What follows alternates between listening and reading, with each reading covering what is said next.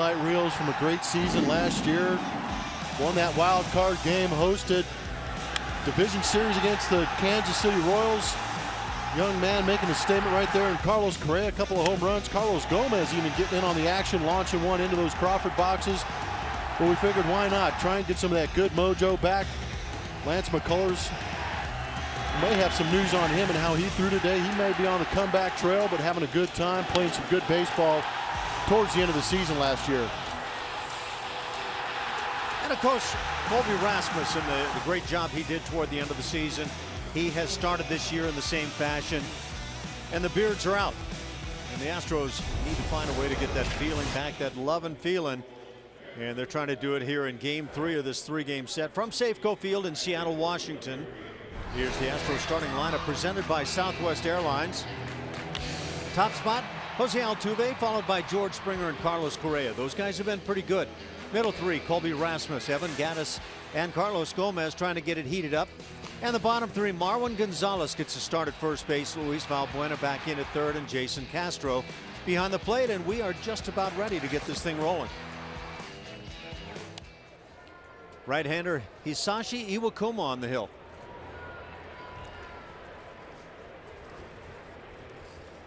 And Iwakuma with that first pitch of the night floats it up at 85 miles an hour. 59 degrees this evening as we begin things. They've had the roof closed for a while. They've opened it back up. We've got outdoor baseball here in the great Northwest. 2 balls and no strikes on Altuve.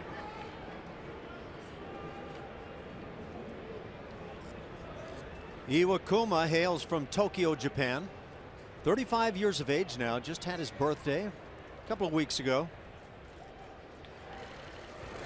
Altuve rams one deep to left at the wall. See ya! And the Astros get on the board. Home run number 6 by Altuve and quickly take the lead 1-0. Tell you what, that mojo tape might be getting broken out a little more often. This is what the Astros need right here, some quick lightning from the top of their lineup, from their best hitter in their lineup right now, Jose Altuve. That is good to see, adding those power numbers up early on here in the season. Way to go. Very nice to see for the club, and Altuve just continues to sting the baseball, and I mean really hit it hard. The Astros started the night tied for the leadership in the American League with home runs, 27, so that's number 28 for the club. Colby Rasmus leads with 7. Altuve right behind. Tyler White has 5. As George Springer stands in, he's hit in 6 straight. He's reached in 12 straight. And over the last 11 games, hitting .348. Got himself a 12-game hitting streak here at Safeco Field also. It's one on the ground. Tough play in the hole at shortstop. Strong throw as they get Springer. Nice play by Ketel Marte. Get a chance to look at our MD Anderson strike zone, see where that pitch was that Altuve launched out of here. Pretty much center cut. A little bit of run on that fastball coming right back into the barrel of Jose Altuve, showing the quick, strong hands through the zone. Quick 1-0 lead for the Houston Astros. Yeah, it didn't take long, and you'd love to see this offense regain that feeling of being able to score rather quickly, and that's the style of offense that was utilized so much last year. A little slider at the knees for a strike. What I love is that Jose Altuve has really taken that leadership role too. And I'm sure that he recognizes what's going on, but it's nice to see him at the top of the lineup, taking advantage of a good pitch. Set the tone early, hopefully, for the Houston Astros. Count quickly to 0-2 on Carlos Correa. You know, Altuve, to me, I feel like a lot of times he gets overlooked. Yeah, he's a really good player, but he is a really good player. And this guy has a chance to be one of the game's absolute elite players. Talking about Carlos Correa, Jose Altuve. And that's your double play combo for a while too here in Houston. Both young players. Of course, Correa, the reigning rookie of the year, as he goes down swinging. Second out of the inning, first strikeout. for Iwakuma. Let's take a look at Hisashi Iwakuma. 0-2 on the season with a 3.81 ERA. See the big number against that breaking ball. In his career against Houston, in 10 starts, he's 4-4 record. He's given up 6 bombs and has a 3.77 ERA.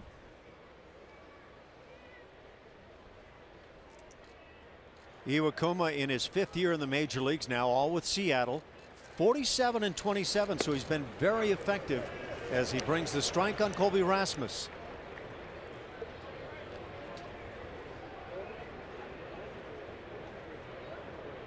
Right here in Seattle, Iwakuma 24-17 lifetime. Ball hit high in the air, shallow in left center field. It's the center fielder Martin. He'll make the play, and that'll do it. The Astros strike quickly on the long ball, number 6 of the year for Jose Altuve.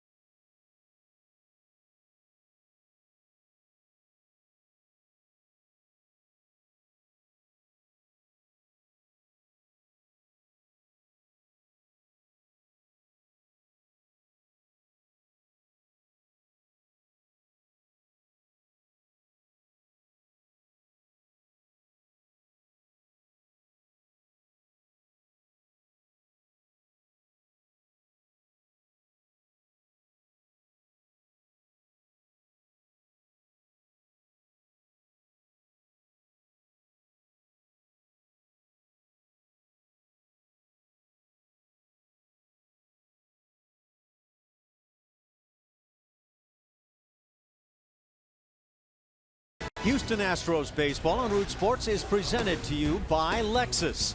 The new 2016 Lexus ES and ES Hybrid, it's next level luxury. And by Southwest Airlines, transparency, low fares, nothing to hide. Quickly, 1-0 Houston here in Game 3. The Mariners took the first 2. The Emerald City. And you see the Space Needle. That lineup for the Seattle Mariners tonight against Colin McHugh, Ketel Marte, Seth Smith, and Robinson Cano, who hit Grand Slam number 10 on his career last night. Nelson Cruz, Adam Lind, Kyle Seager follow, and then Dae-Ho Lee, Steve Clevenger, and Leonis Martin. And we are set to go as Colin McHugh brings the first pitch.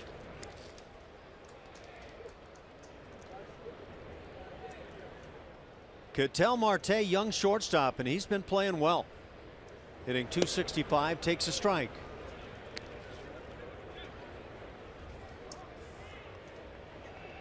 Presently, Colin McHugh is probably the hard thrower in the Astros rotation.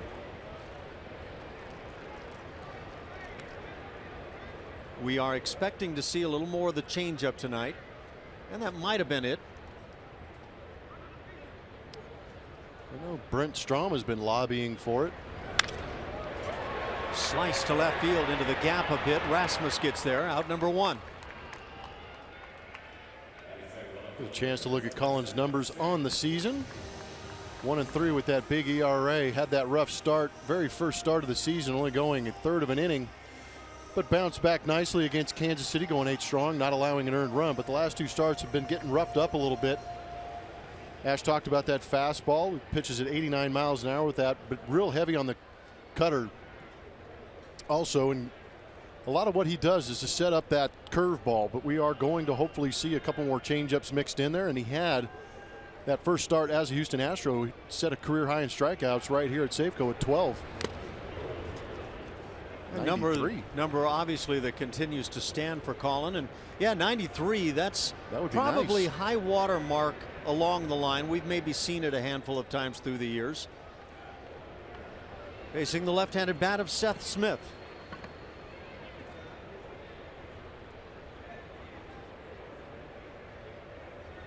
It's been 3 chilly evenings here in Seattle, but for the Mariners, I guess ideal weather. They've played well, and they've gotten very good starting pitching.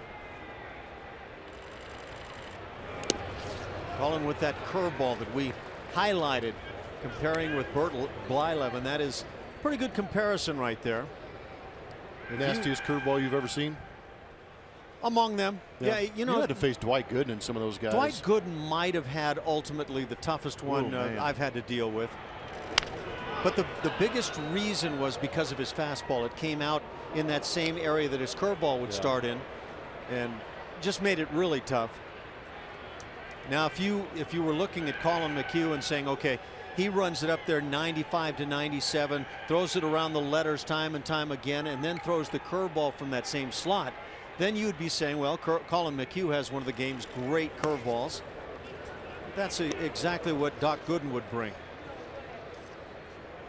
I think the curveball is like any other pitch, kind of compared as part of the arsenal, how it stands up.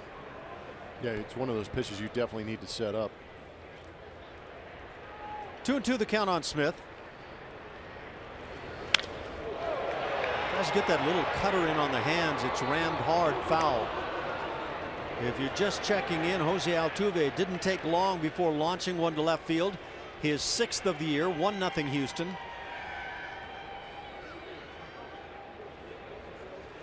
Gold Glove second baseman. Back-to-back years of 200+ hits. He's won a batting title and really leads this team well. To 92, so Colin is feeling it here in Seattle as he comes in here, and he's pitched well in this ballpark.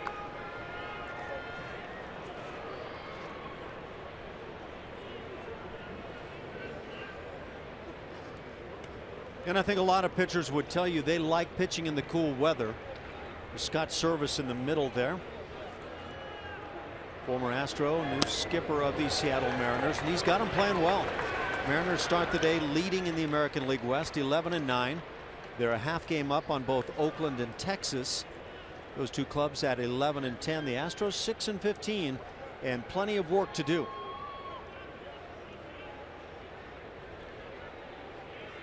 Maybe just a new feel in the clubhouse this year.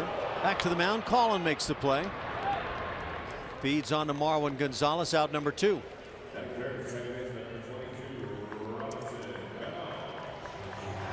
I'll bring up Robinson Cano. He had been struggling a bit with the bat after a very quick start with the long ball on his season.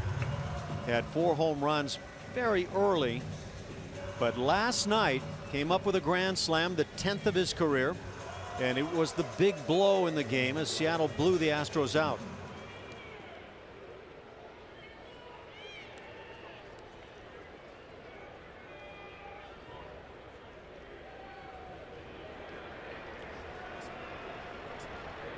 What a career has been had by Robinson Cano. Blummer was talking about the last 2 starts for Colin McHugh.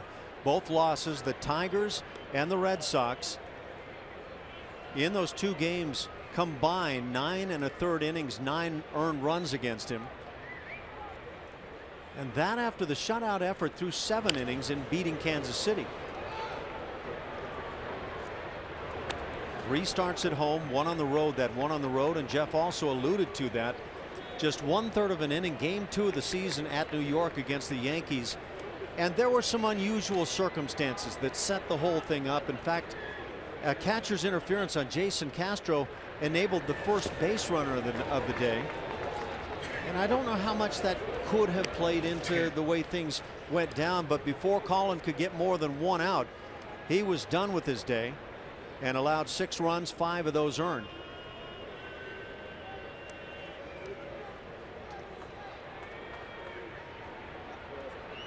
One-two count on Cano.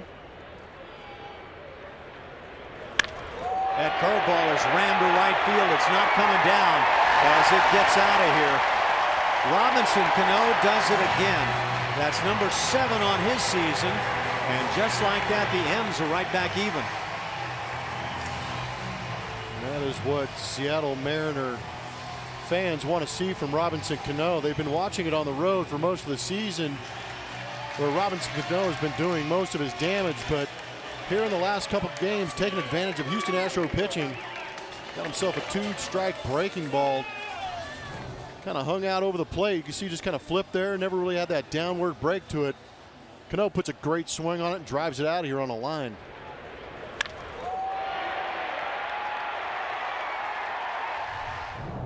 So a couple of stars, one on each club. Jose Altuve and Robinson Cano with long balls. A 1-1 game as Nelson Cruz stands in.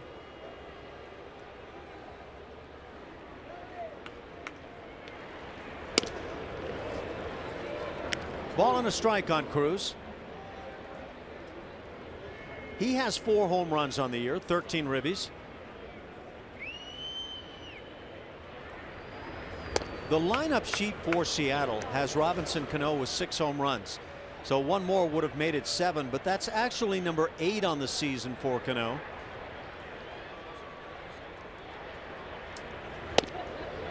Inside corner, 2-2 the count.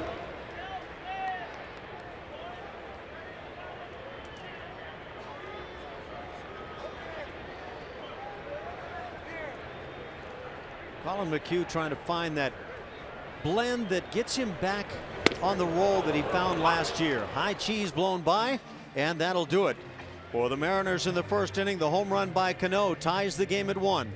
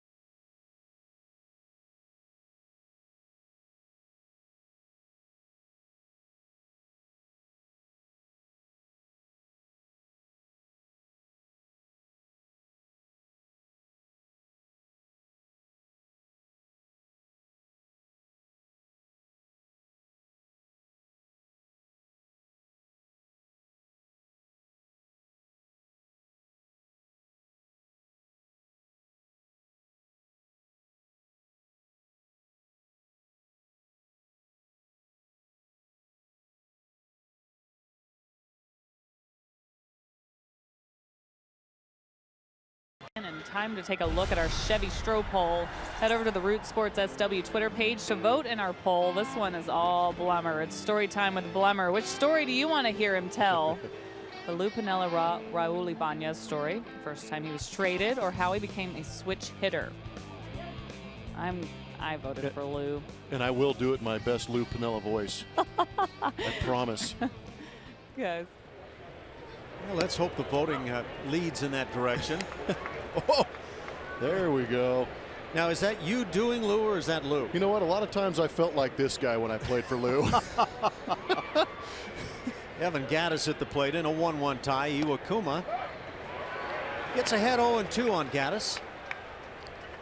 Evan standing in as the DH here this evening. Over the last couple of games, swinging it well, 4 for 10.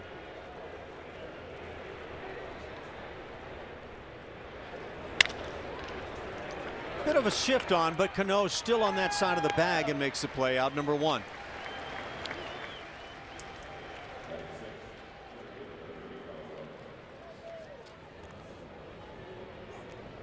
That'll bring up Carlos Gomez. Still looking for that first long ball. Couple of RBIs, a 200 batting average.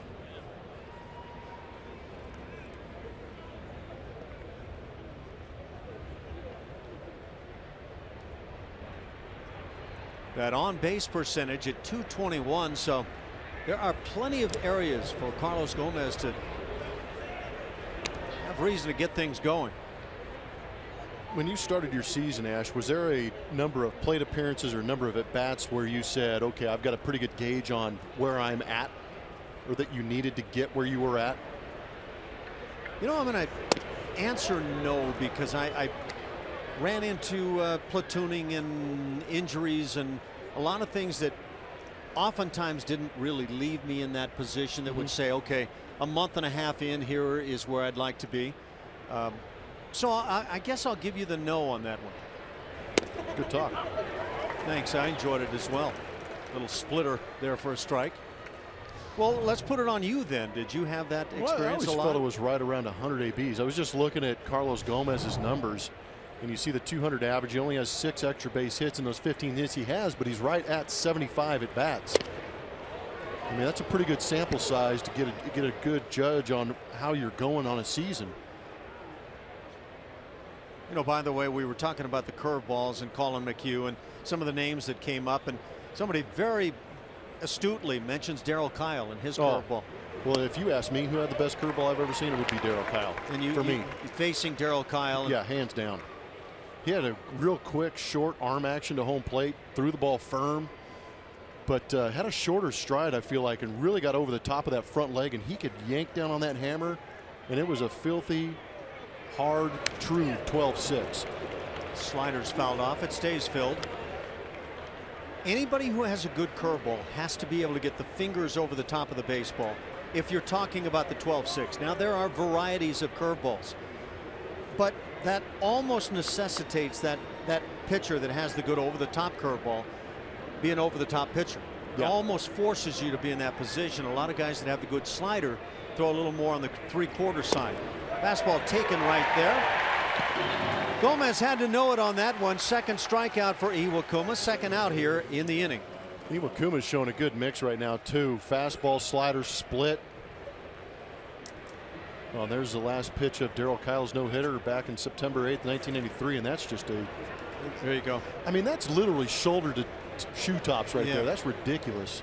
Scott Service on the reception on that, too. Hey, that's good stuff. Scott Service, Casey now the Candale. manager. Candale is part of the coaching staff. He works down at first base. So, yeah, you got some names mixed in there that are now Seattle Mariner coaches.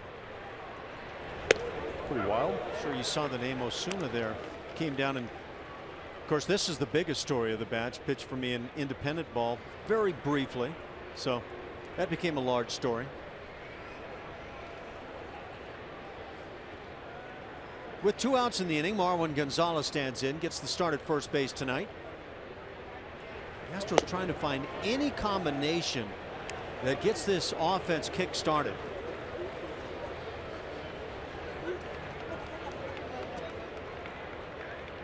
The Astros are 7th in runs in the league, so they're right in the middle of the pack. They lead in home runs. They're now 2nd in stolen bases. And the batting average has dipped down to .237. That's 12th in the league. It's really surprising when you watch this club and you know the apparent weakness with hitting with men in scoring position, that you're looking at a team that in the OPS category, on base plus slugging, is 3rd in the league. So are the struggles that mighty around the American League hitters? Well, I know for the Houston Astros, those numbers don't shock me. When you get into the hitting with runners in scoring position, that explains a lot. They've had plenty of opportunities with those guys in scoring position because it is set up by a decent batting average and that high on base percentage. Trying to come up the ladder. Marwin gets a piece. Good to see Marwin in there too. 8 for 14 with a double and a home run in his career against Iwakuma.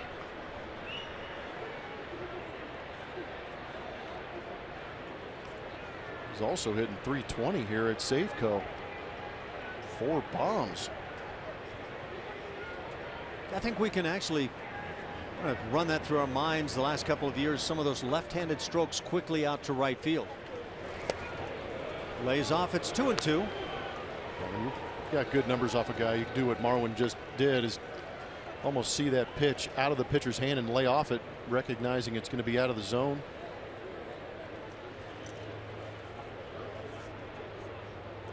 Runners in scoring position. It's 180 for the Astros this year. And I think as much as anything on the offensive side, that number tells you why the club has had its struggles. Last in the league. 2 outs, runners in scoring position, 138.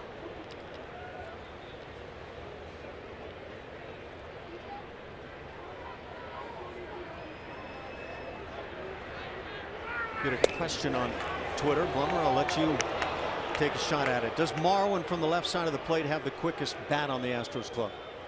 Left-handed? Yeah, possibly. Quickest, yes. He's got a very quick swing from that side. He's got the classic power stroke to me from the right side. Marwin stays alive. Should he reach? Luis Valbuena waits on deck.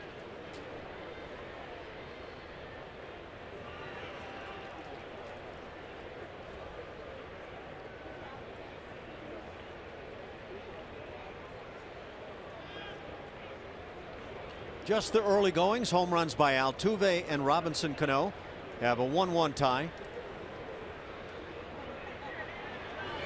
Fastball at the knees, right at the bottom, and that catches Marwin looking. 3 strikeouts for Iwakuma. 1-1 through 1.5.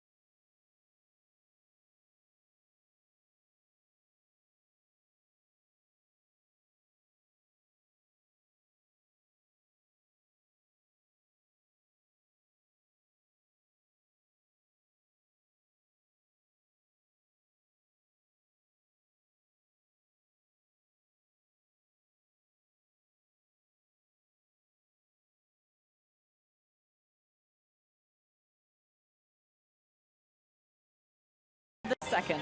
Join the Astros at every Monday through Thursday home game in May with the new Astros ballpark pass for only $49. It's 10 game for only $49. Buy yours while they're still available at astros.com/ballparkpass. Colin McHugh gets back to work, who's allowed 10 hits in each of his last 2 starts. He's really had only 1 start that he feels really good about. Struggling with a lot of different things throughout each of these starts. A.J. Hinch saying before the game has been a little predictable with that cutter, pitch execution being one of his problems, and the cutter is why he's added more fastballs and changeups, guys. You guys have mentioned that changeup. Just difficulties, though, getting into the game. He's given up 1 run already. We'll see how he responds. That being really tough for all the starting pitchers for the Houston Astros lately, guys. Clearly, the Astros need Colin McHugh. And those 19 victories from last year, it's obviously a big challenge, and you combine that with the 20 wins for Dallas Keuchel, 39 between the two. So that's a lot of wins the club has to find a way to come up with. 2-1 on Adam Lind. With that shift on, only Valbuena on the left side, and out number 1. I spy a changeup for a ground ball out from Colin McHugh.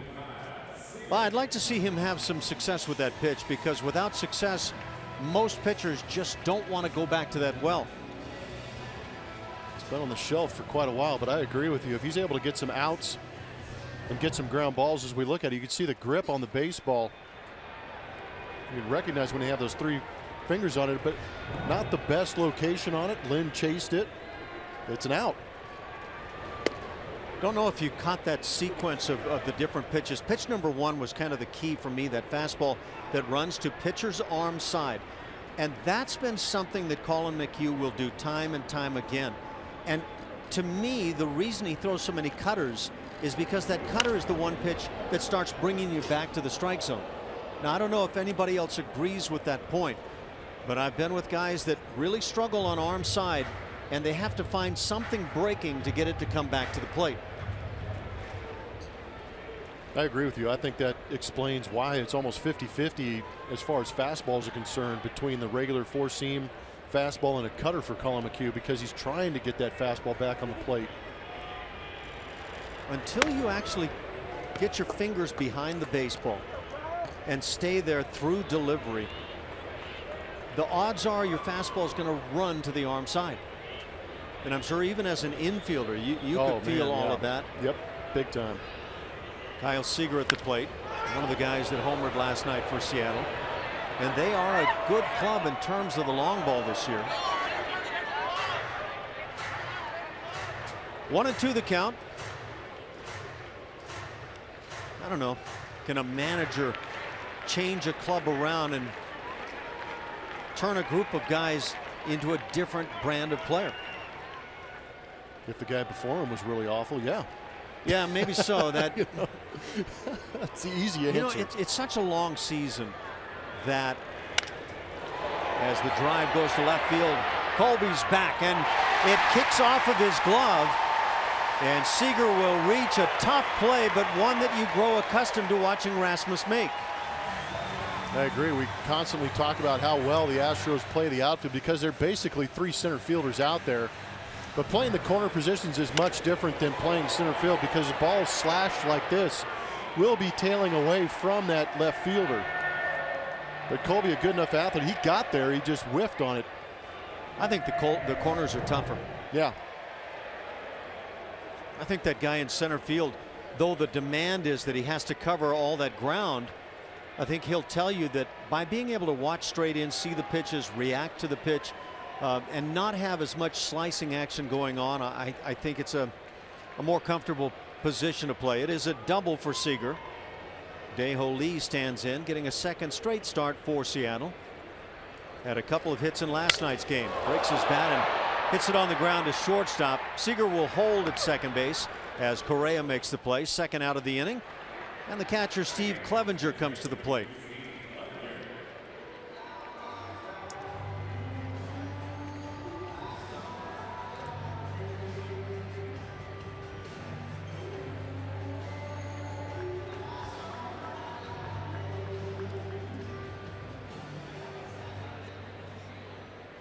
Clevenger swings it from the left side.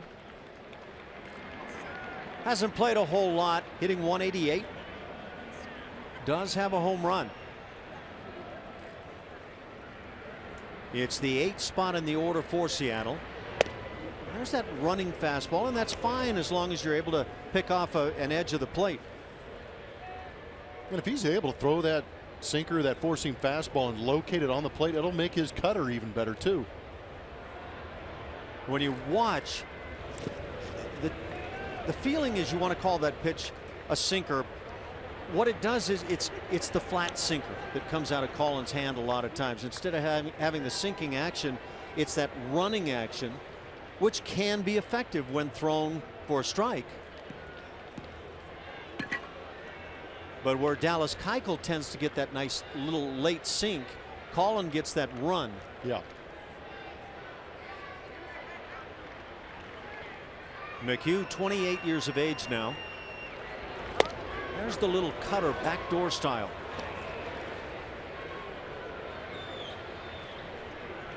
And Collin was claimed off of waivers by the Astros. What an astute claim that was. Since that point, he's gone 31-19. Very good ERA, right at the 3.5 mark.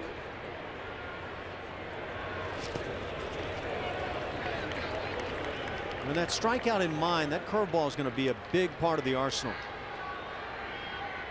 And you have to be able to count on your catcher to keep that, the one that you break into the dirt, keep it right in front. Castro has been really good.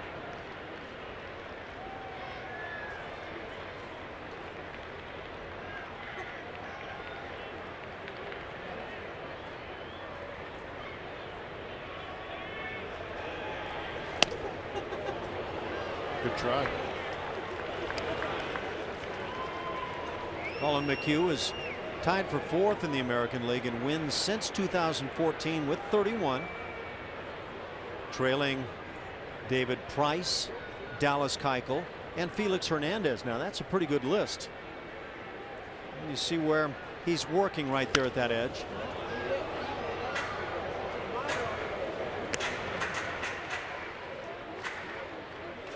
It would appear that that fastball velocity has already dipped off from the first inning. Throwing a pitch here in this at bat. First pitch strike, I believe, was at 92 miles an hour. Did he get it up there? Okay. Yeah, I think sometimes a little bit of those cutters that don't cut. High heater thrown by at 91. So Blummer on dead on the money there. Colin picks up the strikeout and gets out of the second.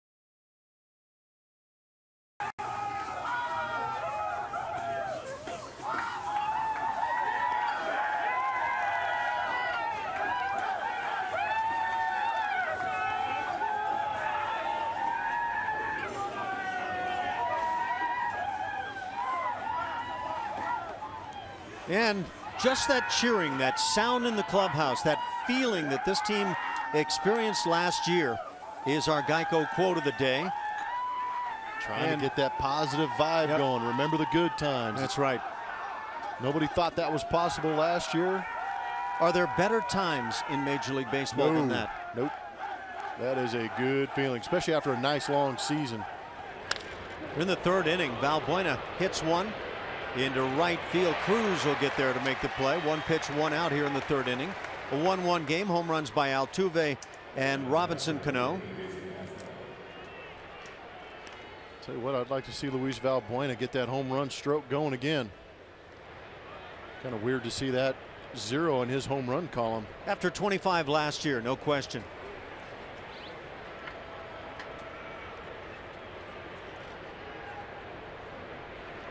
I'll bring up the 9-hitter Jason Castro, a guy who is absolutely trying to find the answer right about now. Hitting 114. Iwakuma misses down and in. Now, Blummer, we were talking about curveballs as we watched Jason Castro at the plate. I'm guessing you had the chance to see the hook of Adam Wainwright. Yes, it was good. I thought it was better when he came out of their closing role. Just because he came out of there bringing jet fuel like you're talking about. A good heater will set up an excellent breaking ball. Wainwright did have a good one. Speaking of Colin McHugh, practicing on cue in the dugout. On top of that hammer and pulling down. Line drive down the left field side. That's in for an extra base hit. Jason Castro digs for second base. Has himself a 1-out double here in the third inning, and his first 2-bagger of the year to go with a couple of triples. That is bizarre. Castro's usually a double machine, driving the balls in the gap, but this is a good sign right here, staying on a sinker, going away from him. Rips that one down the left field line. Had a couple walks last night. Hopefully things are trending in the right direction for Jason Castro. Did a good job of keeping the barrel above the baseball too.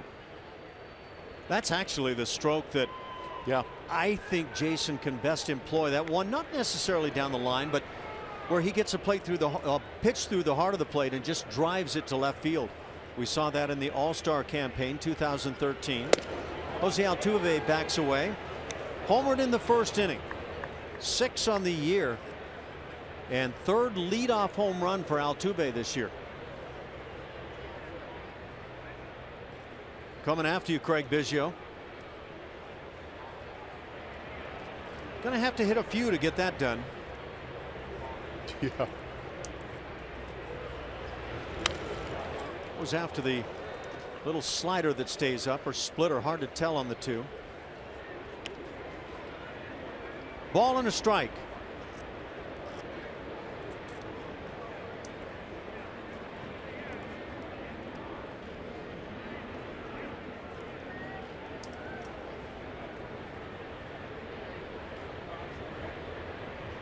See a question coming our way. Are the two of us in favor of the switch, yes or no? And I don't know what switch we're talking about here.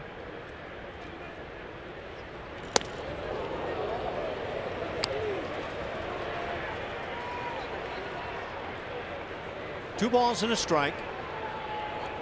Castro at second with a 1-out double.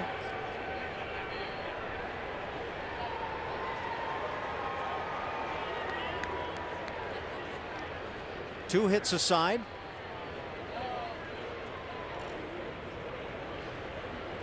You know, you hate in this game to start feeling like you call a game a must game or a series a must series, certainly this time of year.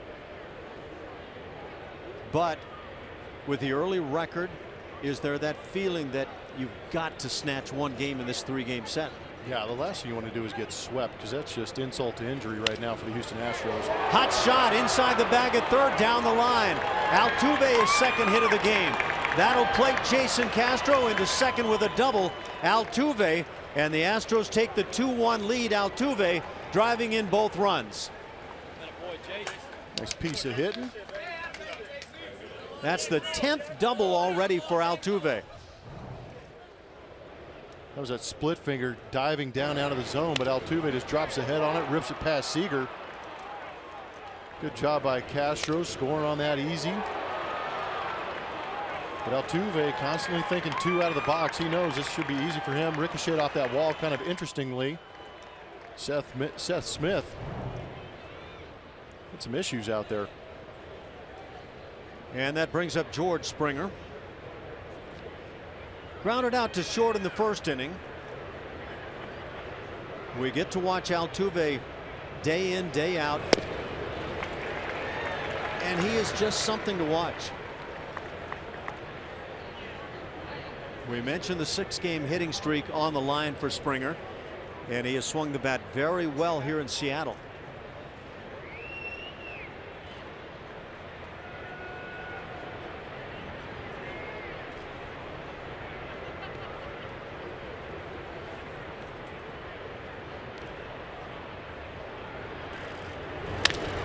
Hit sharply into left field. That's a base hit. Altuve had to freeze momentarily, and he'll stop at third base. So Springer now with a 7-game hitting streak. Runners at the corners. 1 out for the 3-hitter Carlos Correa. 13-game hitting streak for George Springer here at Safeco Field. Nice to see, and I agree with Ash. That was a good job by Altuve, making sure that ball got through.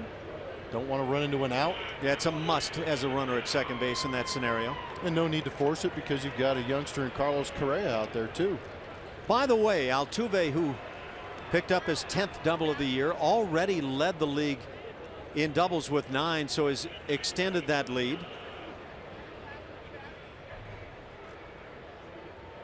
28 hits already for Jose. And now Carlos Correa trying to pick up another run. 2-1 Houston in the third.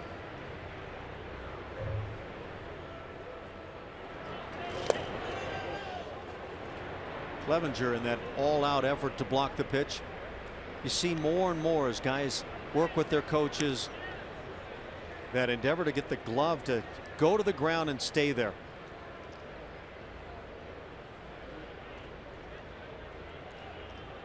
Jose Altuve, by the way, last couple of years, 87 doubles, has 10 already this year, and it's a big part of what he does.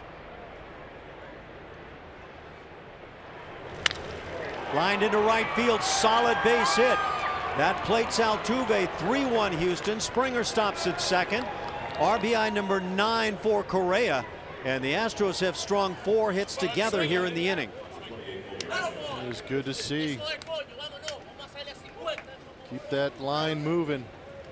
Pitch up out over the plate. Carlos Correa puts a great swing on it, going the other way, not trying to do too much. And in that situation, all you're focused on is that runner at third base. How do I get him in?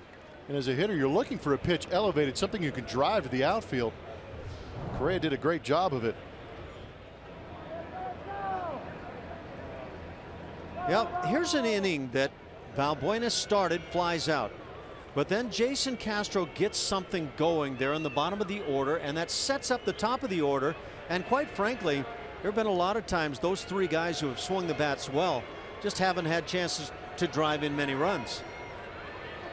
We talked about how many guys had 10+ home runs in that Astros lineup last year, and I think a lot of what helped guys in the top part of the order is those guys in the latter third of the lineup were able to, you know, every once in a while get a hold of one, drive it out of the park, and contribute a little bit. We haven't seen that here early on in this season so far for the Astros. 5 hits now for Houston. Cleanup man Colby Rasmus at the plate.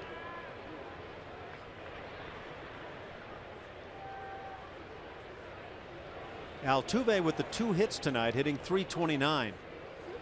You got Springer and Correa in the 280s. So again, that top 3 in the order, and now you make it top 4 with Rasmus. Quite productive. Keep that good vibe going.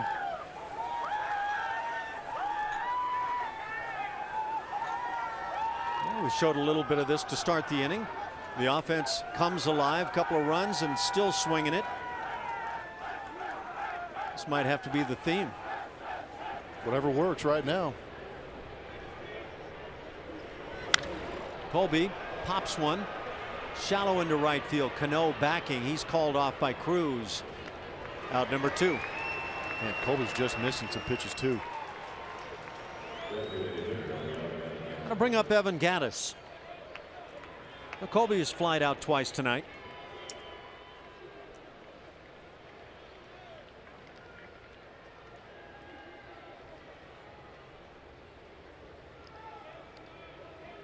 Evan Gattis just getting it going a little bit. Has only driven in 1 run. Drove in 88 to lead the club last year.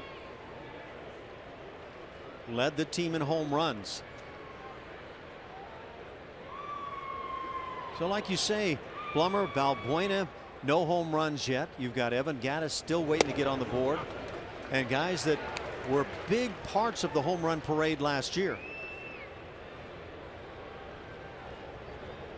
You're definitely not asking these guys, you know, that 6, 7, 8, 9 spots to hit, you know, 290, drive in 120, but you want to have them be able to sneak one out of here or come up with a timely hit. We always talk about championship teams. It's pitching, defense, timely hitting, and right now the timely hitting has been hard to come by for the Houston Astros.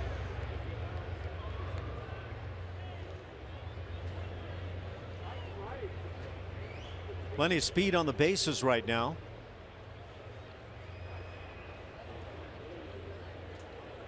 Springer the lead runner, Correa on the backside.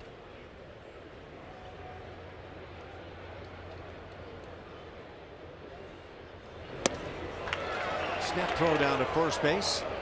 Alertly Correa back in. I got a little fired up on that high fastball from Iwakuma to Gattis. Got to get it up a little bit more for Evan. It was around the same time last year we were in Oakland and Gaddis got on top of one around his forehead and drove it off the center field wall for a triple. This time of year, the Astros were in the midst of that 8-1 trip. Ended in San Diego, and it ended with a flurry on that trip. Yeah. As the Astros took some of that back home, wound up with a 10-game winning streak. There's the high heater. You got it? And oh, almost had a shot.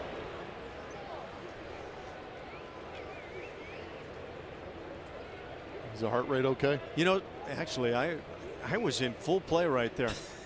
I was trying to call off John to my left here, but he apparently has seen that play before, didn't even bother moving. He was too busy tweeting. Look, when you know what's happening in front of you, you don't get excited. You just make it happen, right? No panic.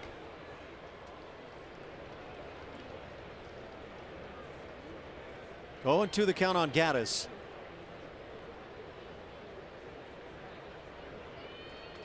So the Astros getting off to a nice start tonight with the bats. Last night managed just 3 hits throughout.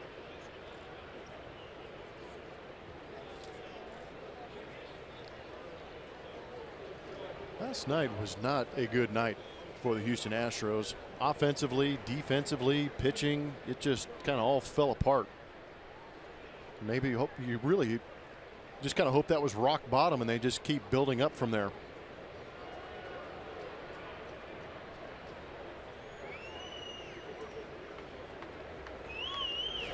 The splitter gets him. So that does it for Gaddis. And for the Astros in the 3rd inning, they put 2 runs on the board. Jose Altuve drives in his 2nd of the night with double number 10.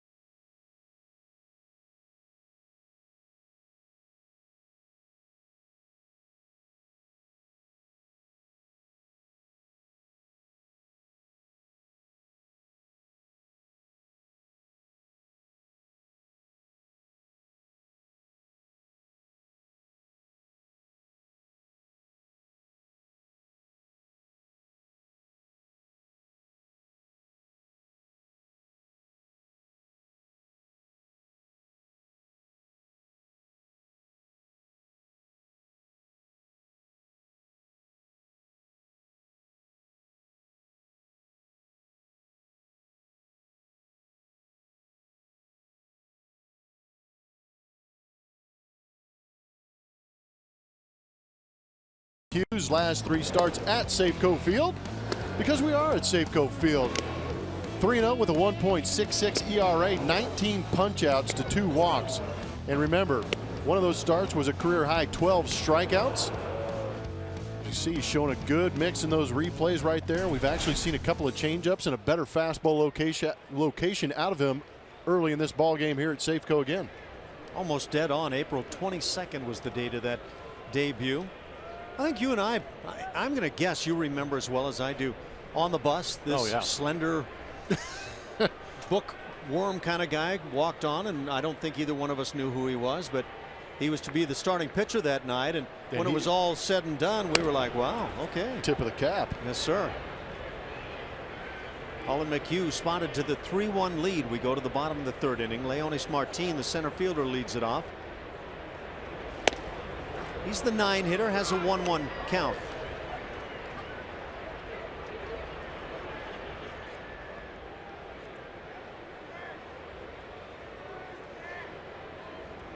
And we were talking about last night's game, just 3 hits for the club. They spread them out. George Springer, Colby Rasmus, and Tyler White with the only hits. And on top of that, the Astros' 3 hits were all singles. Nathan Karns, impressive. Taijuan Walker in game 1, very impressive.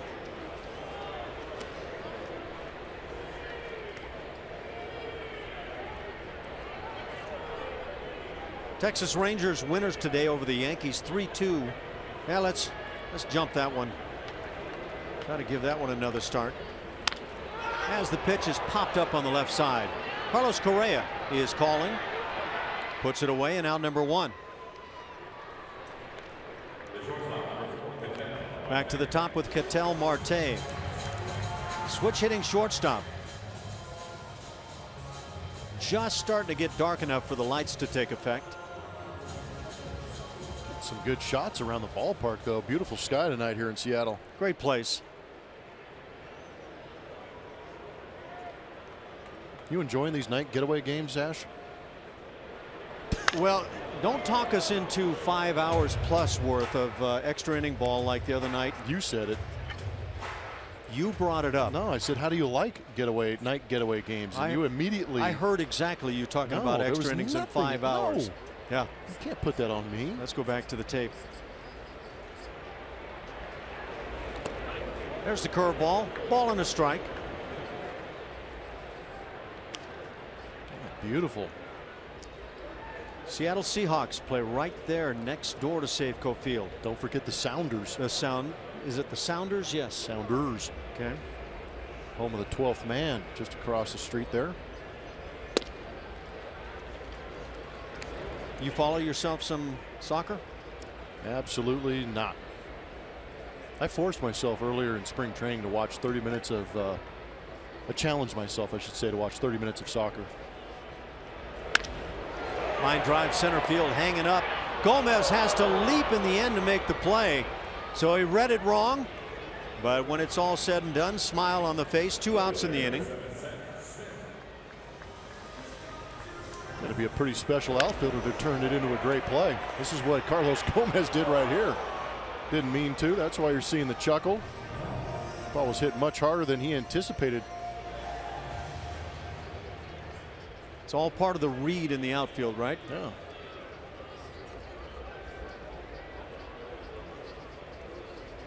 Marte's been hitting the ball hard in this series too. Jeez. Yes, he has. He's played well. Gotten himself in the top part of the order now. As Seth Smith stands in, 2-hitter, grounded back to the mound. Colin made a nice play in the first.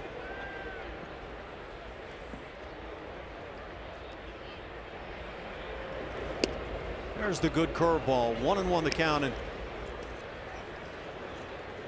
extra effective when you can throw that pitch for the called strike. I think every pitcher that's had a good breaking ball has that get me over, we used to call it, and then they have that put away when they get ahead in the count.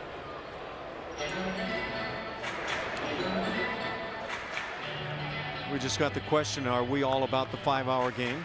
I'll let you respond. You're the analyst. I don't have enough words to fill a 5-hour game.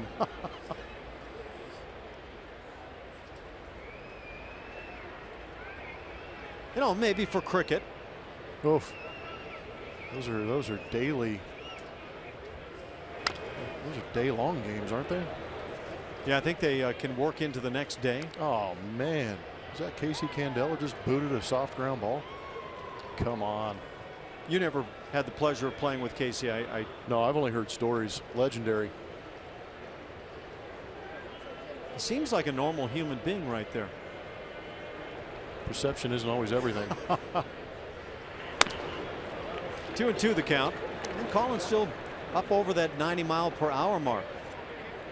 He's feeling good pitching in this yard. See if we can't get a hammer out of him right here. 2-2. Get Seth Smith to chase. Get out of this inning. Backdoor cutter. Nice location on that. Good execution on those pitches from Colin. Colin finished last year on a 7-game winning streak. That began in August. It's real nice.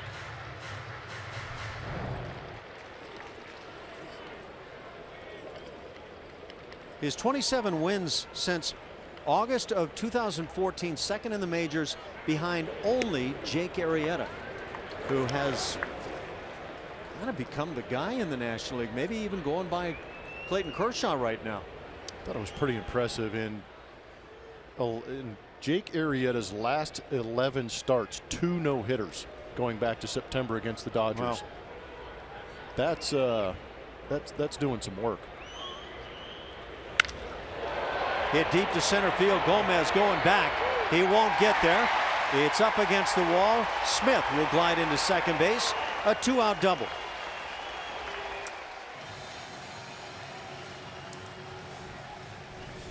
Let's take a look at our. Well, this is Carlos Gomez. This ended a ball game last year. Line drive to center. That was big. Look at the date on that. September 30th. Caught Jones drifting a little bit. Came up firing. Johnny on the spot turns that double play. That was a big play late in the season last year. We look at our Lexus defensive rankings. And I think the reason when that yellow light is on Carlos Gomez because we've seen a decent arm, but the ability to throw a strike has been an issue for him. You remember those games? That was the last trip. 3 to Seattle, 3 to Arizona against the Diamondbacks. The Astros managed to win 2 out of the 3 here, and the same in Arizona. Got into the postseason, but they had been on the skids, and in particular, the Texas Rangers had their way. But those were really big games, and the intensity, you could just feel it the whole way. Somebody mentioning the fact that Casey Candale's mom played professional baseball. Cool.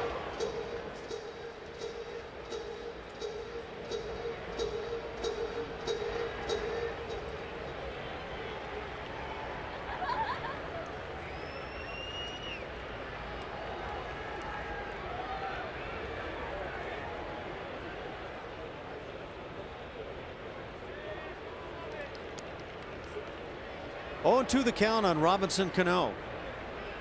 Dangerous guy.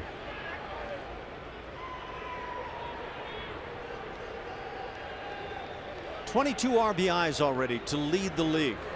Colin with that quick spin towards second base.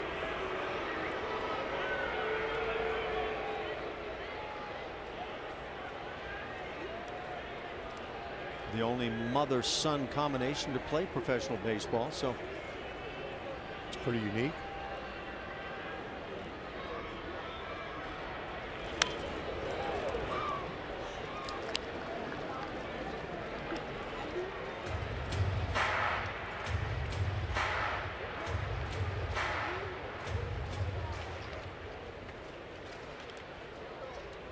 That time of night, the sky like that, did that give you troubles on the pop fly? No, not too much.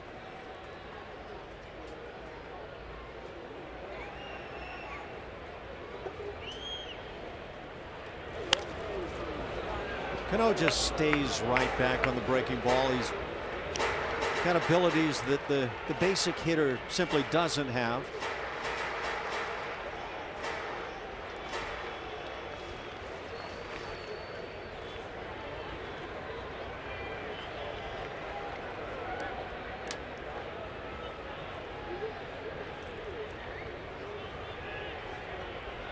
Count still at 0-2.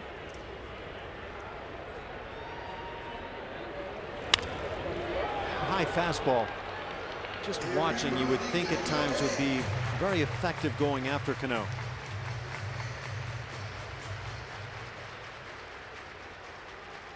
And again, the velocity at 91 miles an hour, pretty effective up in the zone when you have a little bit of late life on it.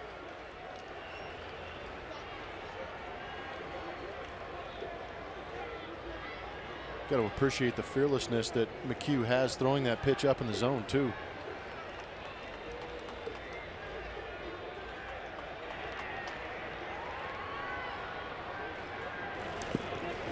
There's Castro once again.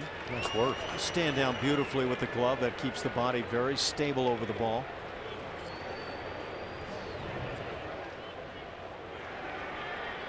See the glove just fill up the hole. Mentioned that Robinson Cano's 22 RBIs lead the league. Josh Donaldson, MVP from last year, starts the night with 19 in second place. Colby Rasmus right behind at 18. So there's a little grouping of your big run producers to start the year.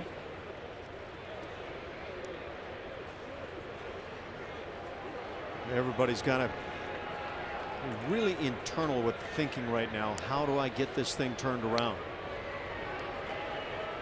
And I think it's okay if you're an Astro, start thinking individually.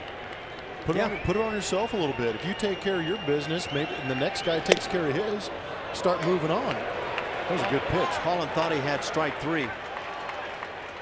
No, and I completely agree with that. You've got to do your own job. Good take. Robinson Cano shakes his head, and he was right.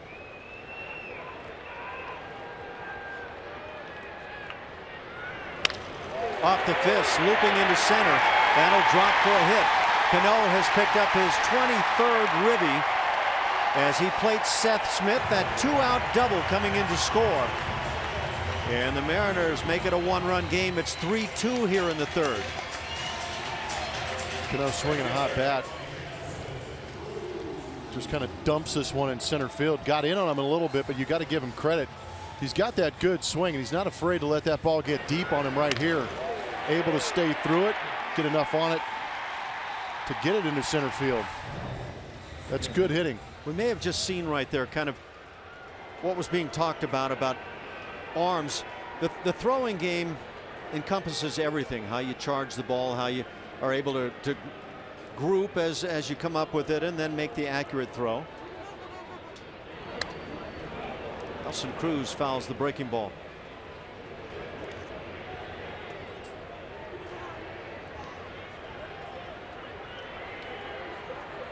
That's 4 hits for Seattle now.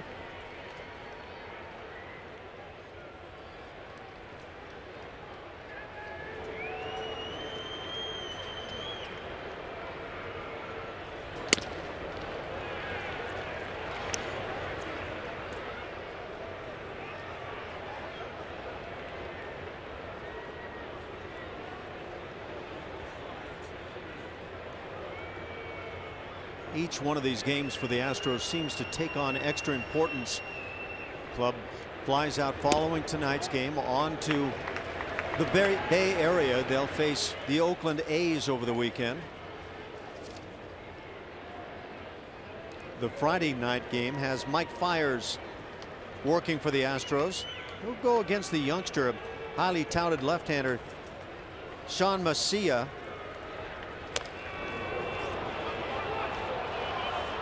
And that pitch fouled off.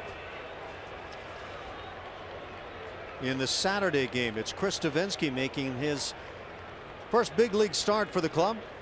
Kendall Graveman for the A's, and then Doug Fister in that Sunday game before the Astros come back home. Left-hander Rich Hill opposes. So the Astros will see a couple of left-handers in that series. Manea is that name. Yeah, the rookie left-handed pitcher for the Oakland A's. But the Astros in 22 games have only faced 2 left-handed pitchers. They've actually hit lefties pretty good in those 2 games. And now 3-2. The left-handed bat of Adam Lind waits on deck.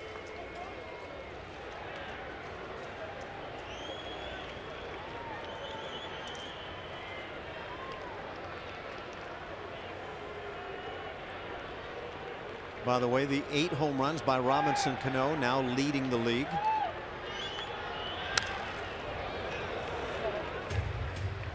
Is that little cutter fouled back?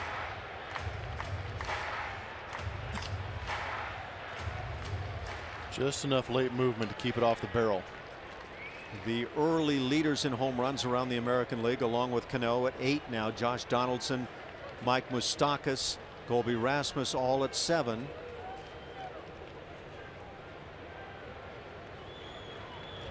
Inside edge, that'll do it for Cruz.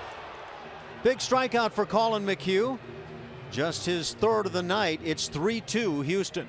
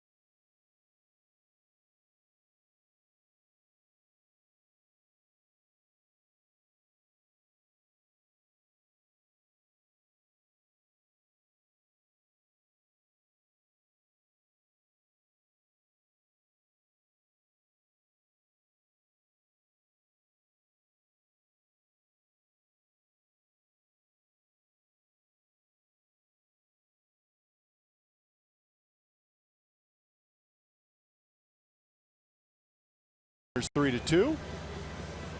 Join the Astros at Minute Maid Park on Saturday, May 7th, as 10,000 fans will receive a Dallas Keuchel Cy Young Gold Glove bobblehead presented by Houston Methodist. Visit Astros.com or call 1-877-9-ASTROS for more information. Cy Young Gold Glove combination. That is nice. Carlos Gomez. Oh, leads it off and rakes one foul right on by Torrey. Blummer's fave down the left field side. Torrey from Tacoma.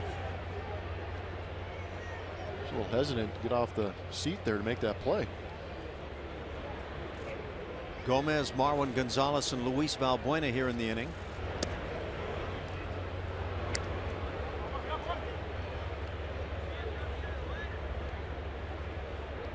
Three runs, 5 hits for Houston, 2 runs, 4 hits for Seattle. A couple of home runs already. Jose Altuve and Robinson Cano. And that fastball runs in and drills Carlos Gomez. And the question now is, where did it get him?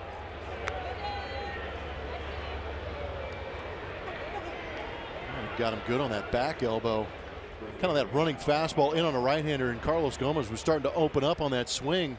Got the front elbow out of the way. Watch the back elbow for me. Look it on the wrist. Ouch. Yeah, it looks like it.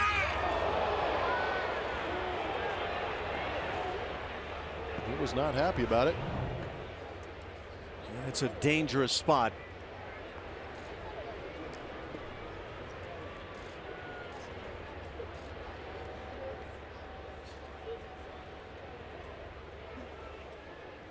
See how he's doing. Yeah, obviously Carlos Gomez in a great deal of pain.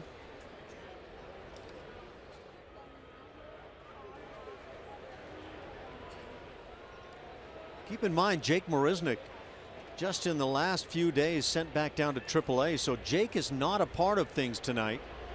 Gomez is done for his evening, and now you just have to wait and see what happens with what I would imagine would be likely X-rays.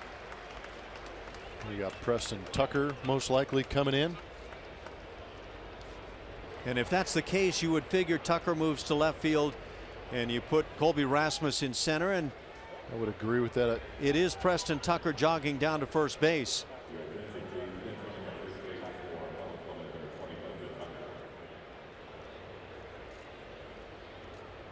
So the hit batter has Tucker aboard now.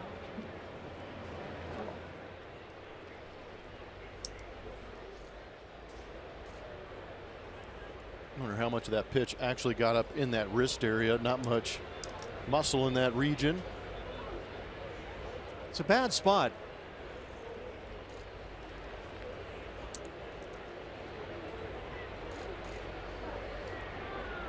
Marwin Gonzalez at the plate.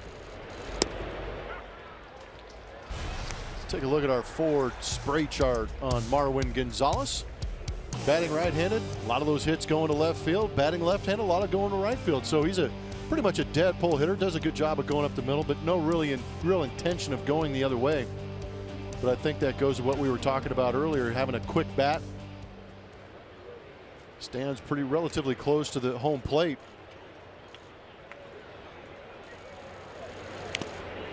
Starting to remind me of a guy from decades ago, Roy White, a former outfielder with the New York Yankees, switch hitter, and he would kind of tuck the knob end of the bat right into his belt buckle.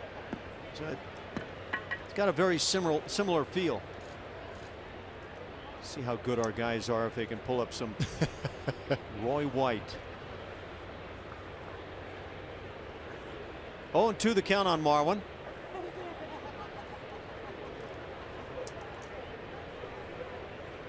The Astros with a run in the first, 2 in the third. Seattle with 1 in both the first and third innings. Be a good time for Marwin to pull one through that hole over there on the right side between the first baseman, second baseman, with Dae-Ho Lee holding on. Preston Tucker.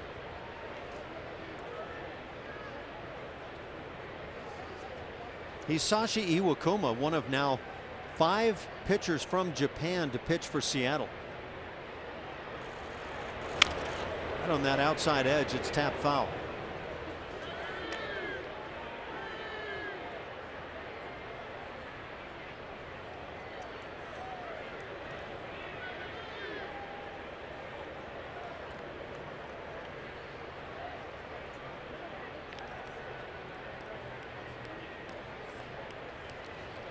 Iwakuma named to the 2013 American League All-Star team. And he's a guy that has a no-hitter on his career. Picked up the 5th no-hitter in Seattle history. Just the 4th by a single pitcher for Seattle. Hit sharply, but right to third. Seager onto his shortstop, back to first. 5-6-3 double play. And so that defense for Seattle set up just perfectly on this ground ball. Ball hit hard, but that was a great turn by the Seattle Mariners. Good communication by the middle infielders, knowing that the shortstop was going to have to take that throw from the third baseman. And credit Seager for making a nice feed to Marte to allow him to turn that easy. With that swing of the bat, 2 outs, bases empty for Valbuena.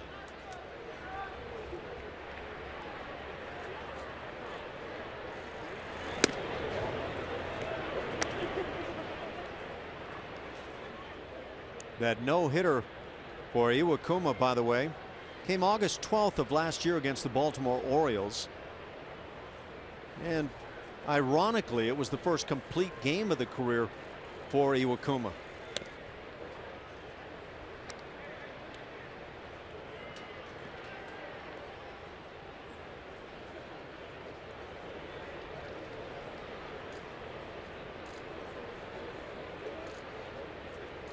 Started just 20 games last year.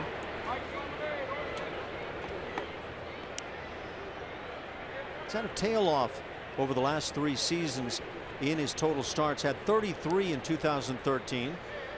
Dropped to 28 in 14 and 20 last year.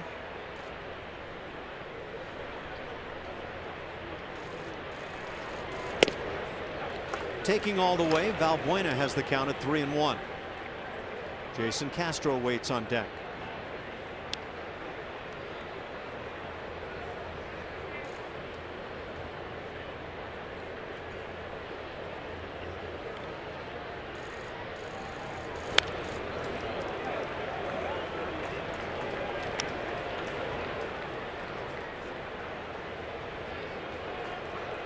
Fastball at 86 for Iwakuma. Valbuena flied to right field in the 3rd inning.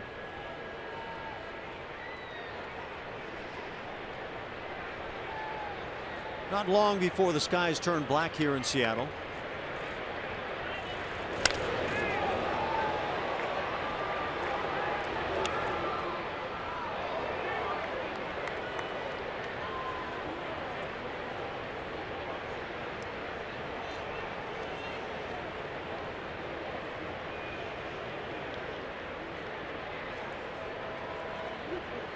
Iwakuma has not had a season yet with the Mariners in which he's allowed as many hits as innings pitched, but this year a little over that figure.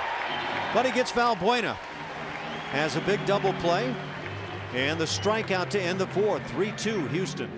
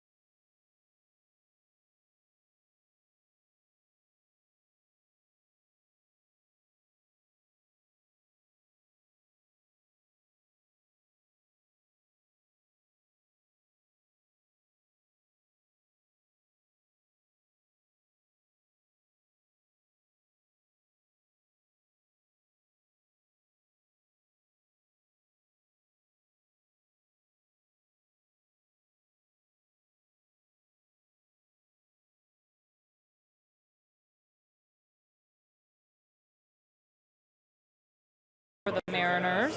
We want to remind you there is 1 hour left to vote in the Chevy Stroh poll. This is which Jeff Blum baseball story do you want to hear? The Lou Piniella. Why is this one not already won yet? First time he was traded, becoming a switch hitter. Lou needs to win. Oh, look who it is. That's not me.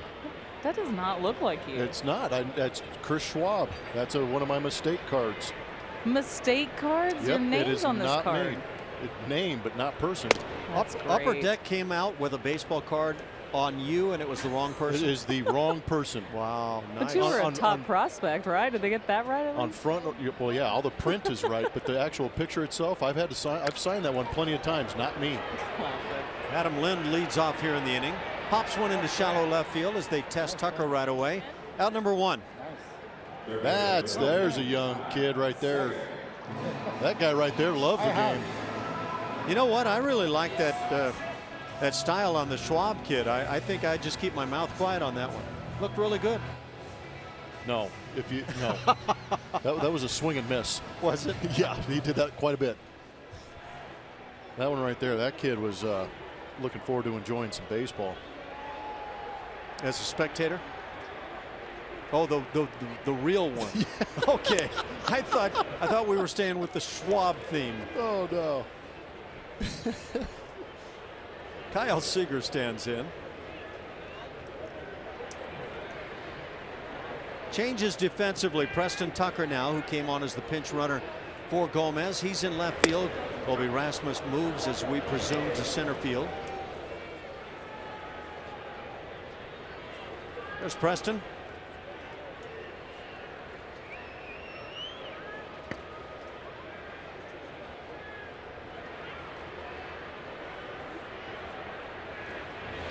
Seattle has scored both of their runs tonight with 2 outs.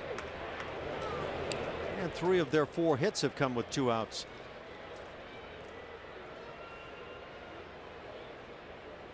Is that the philosophy of Scott Service?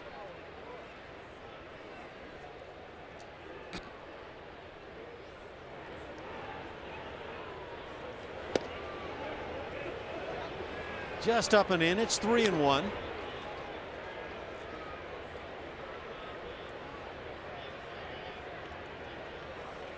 Yeah, I think any manager will take all the runs they can get with nobody out and just keep hacking. Seager draws the 1-out walk.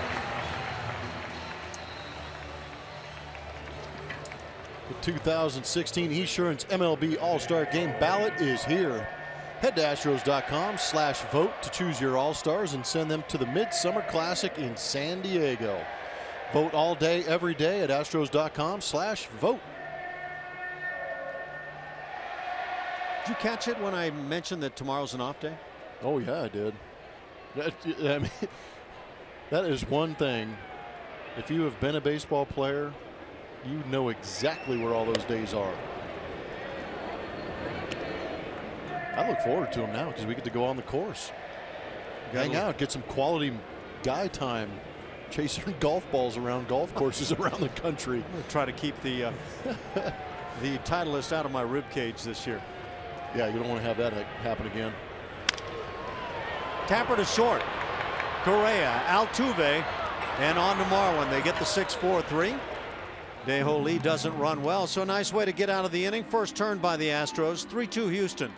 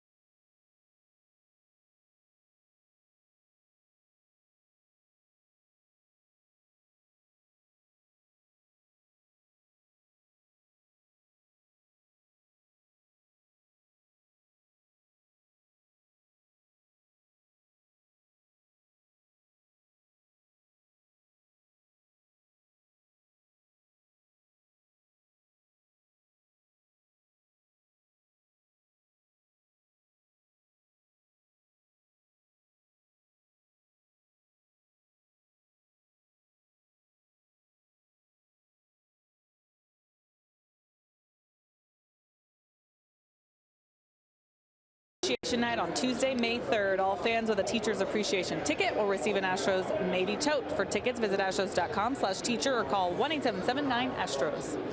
Back at Safeco Field, and the new ballpark food item this year, grilled cheese. So I came running. This is the big cheese. They sell regular grilled cheese. It's with the Beecher Just Jack cheese, which is local. You can find it at Pike Place. They love it. Of course, though, I opted for the one with bacon. How perfect is this on a cold night at Safeco Field? How nice of you, Julia. And make sure you're the kind of person that shares, okay? We would love to talk to you here in the booth soon. That is nice. That looked pretty good, didn't it? Yeah, it did. Jason Castro leads off the Astros 5th. Had a double and scored in the 3rd inning. A 1-out double that led to a 2-run inning for the Stros. Strung 4 consecutive hits together. Castro, Altuve, Springer, and Correa.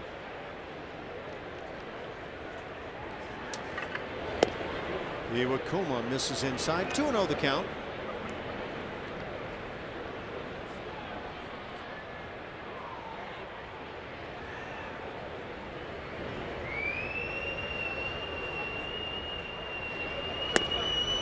Yeah, 3-0. Try to get something kick-started once again.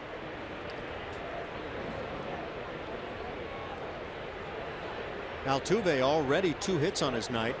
1st inning home run, 3rd leadoff dinger of the year for Altuve, and then double, driving in a run, scoring a run in the 3rd.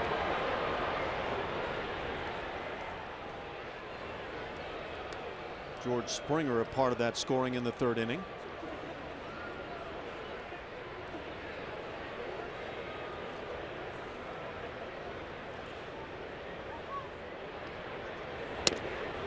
And the leadoff walk.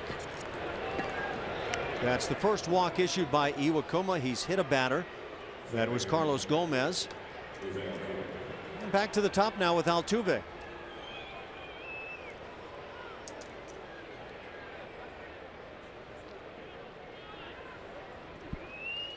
Texas Rangers win it 3-2 over the Yankees today. That in Arlington.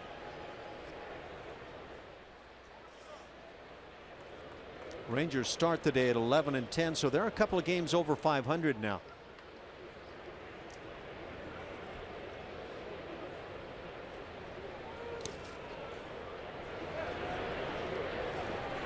Steve Clevenger with a nice job behind the plate.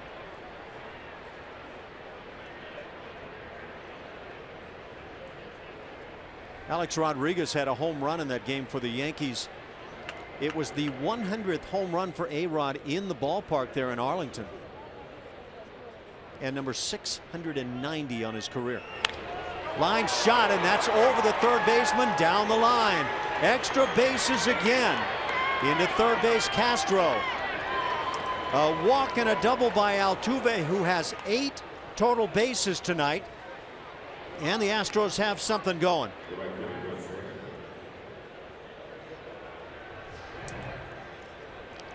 Start nicknaming Altuve the machine. I know they called Albert Pujols after a while, but Altuve is just a hit machine right now. Are you kidding me? Not the best swing you're going to see Altuve take, but if he gets the barrel to it, there's a good chance it's going to find some open area and roll for a while. That one did. My personal feeling about Altuve is when he gets it going, when he's feeling it, it almost doesn't matter where the pitch is. He'll put the barrel on it somehow. It really does. George Springer 1 for 2 on the night. Had a 3rd inning single. 7-game hitting streak now for George as he pops it foul. Watch Altuve and what he does here. Just out of the reach of Seager. Some kind of beautiful. How about Castro working a walk, turn that lineup over and create base runners?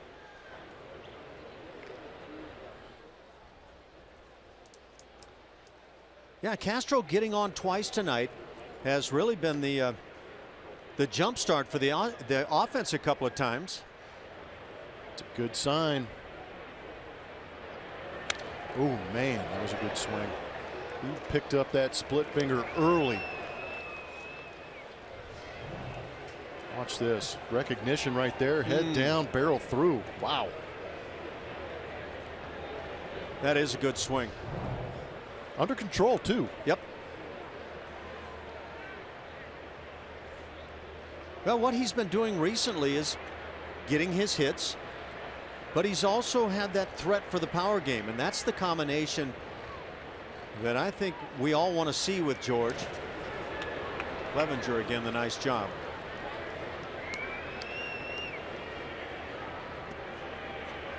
Somehow the Phillies shut out Washington in the nation's capital 3-0.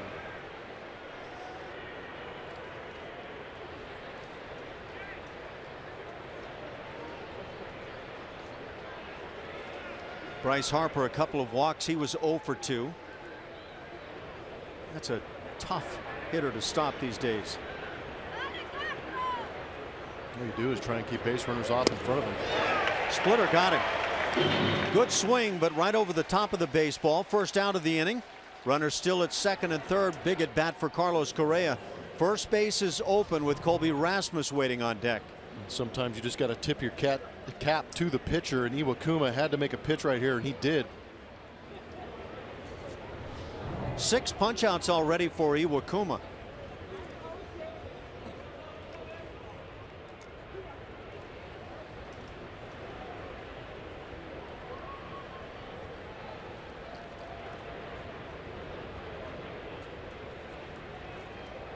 Correa 1 for 2, RBI single in the third. And lays off the splitty.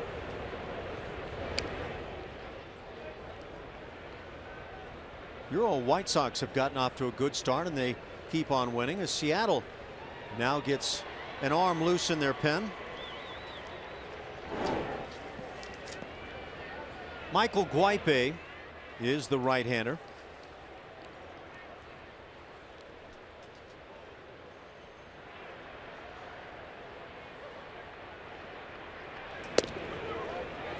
Good take. 2-0.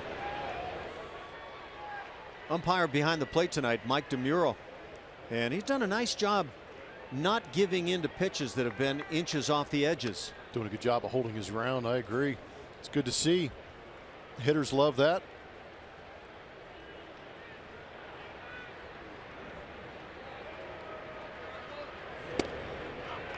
Two and one.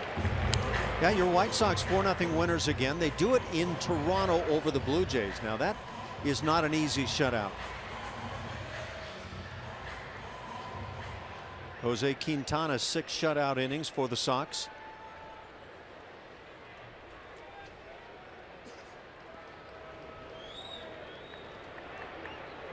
MVP Josh Donaldson had a couple of hits in 3 at-bats. 3 balls and a strike. Good hitting count for Correa. See if Correa looks over that outside part of the plate. 2-0 count. Iwakuma came with a fastball on that outer third. Again, be aggressive as a hitter, get a good fastball, thinking up the middle the other way. Base hit, scores 2 easy with Altuve at second base.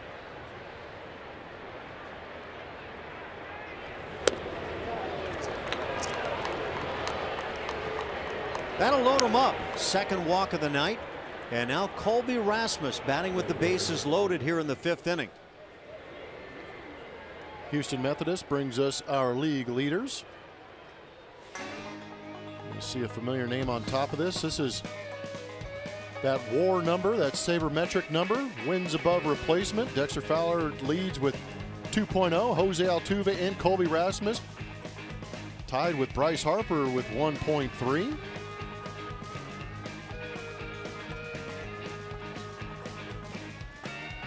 How about Dexter Fowler getting off to the start he's had for the Cubs? Red hot. Red hot is what we're looking for right here from Colby Rasmus. And for me, Colby's just missed a couple pitches in this game so far.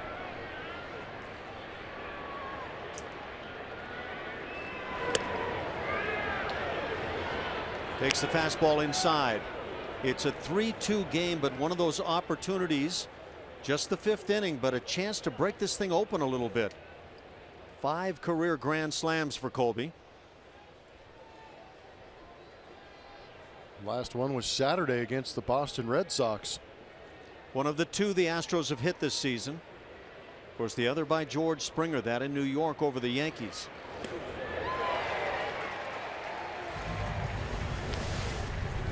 Last couple of home runs that Colby Rasmus has slammed. He likes that heater down, doesn't he? I just love how well he keeps that front side closed. He does. It's pretty impressive. Even through the swing a lot. Creates that leverage. Yep. It's unbelievable. And that's the game tire. 2 outs in the 9th inning the other night against the Red Sox. Sent the game to extra innings. The Red Sox eventually won it, but what a moment that was for the crowd and for Colby. Line shot, base hit. Castro will score. Altuve held at third base as the throw comes back in. The Astros add 1 on the Rasmus single. And now lead it 4-2, still 1 out as Evan Gattis comes to the plate. Some of that good mojo going, and Colby Rasmus with those big numbers early on, he's done a good job of protecting Carlos Correa. Right here has himself a great situation with the bases juiced. Does a good job of staying on that split. And again, down in the zone, able to get underneath it and line it. This would be a good view of why Jose Altuve held his ground to make sure that ball wasn't caught at second base. In the inning, 2 walks, 2 hits. Those hits double by Altuve, single driving in a run, Colby Rasmus. And the base is still loaded for Gattis. Tough pitch.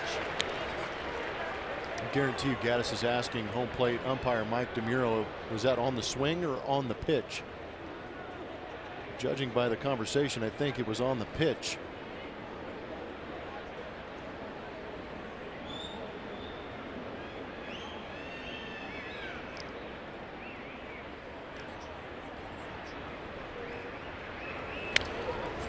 And now 0-2 quickly on Evan Gattis. Missed that one. Gattis is going good. I bet you he crushes that pitch. Preston Tucker waiting on deck.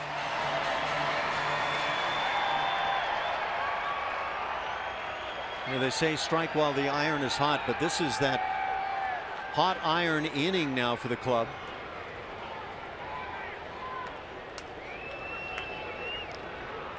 It'd be nice to see the Astros put up a crooked number. Definitely loosen things up in that dugout. That's destined for the seats down the left field side. A victory tonight would just be another one in that win column, but I think could go a long way as the club leaves Seattle, heads on to the Bay Area in Northern California. I don't know if those travel day wins mean any more than the other ones, but well, I think going into the day off with a W would go a long ways. It'd make that day off a little bit sweeter. Reminisce about a couple of knocks, runners being driven in during that day off. Hit in the air to center field. That's plenty deep enough to get a run in. The catch is made. Altuve tags and scores. The other runners will hold. It's now a 5-2 Houston lead. Sac fly, RBI for Evan Gattis, and now Preston Tucker with 2 outs will take his shot. There you go. Get that feeling back, that winning feeling. Good AB by Evan Gattis.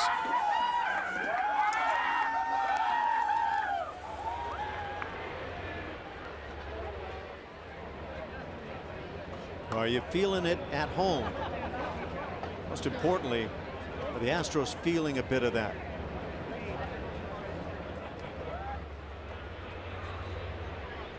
We mentioned last night that last year the Texas Rangers won the American League West. As Preston Tucker in his first plate appearance takes the ball, and they started their year 8-16.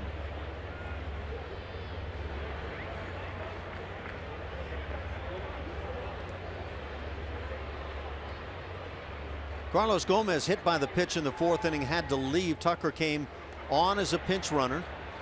Gomez went 0 for 1 tonight. Breaking ball just racked down that right side, but hooking it foul.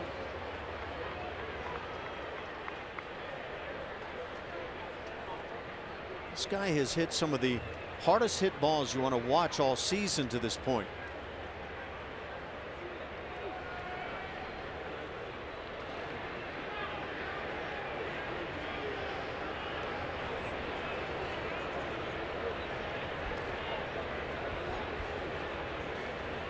Runners lead from first and second.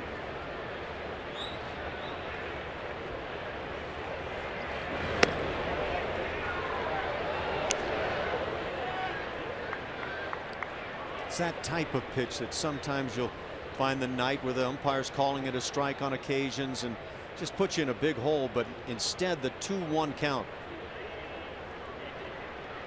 Or if you're trying to be too aggressive, you start to chase pitches that you see up in the zone.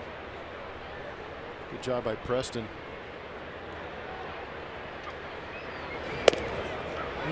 Just on the outside edge. It's 2-2. Like one of those sliders that broke around the plate. You know, we talk about it, and there it is. 3-1 or 2-2. What a difference. Just takes one more mistake from Iwakuma.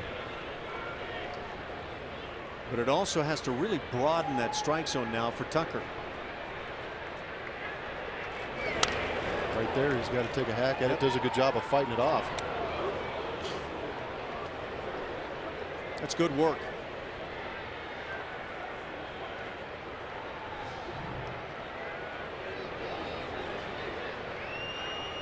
Yeah, same thing out there. Yep.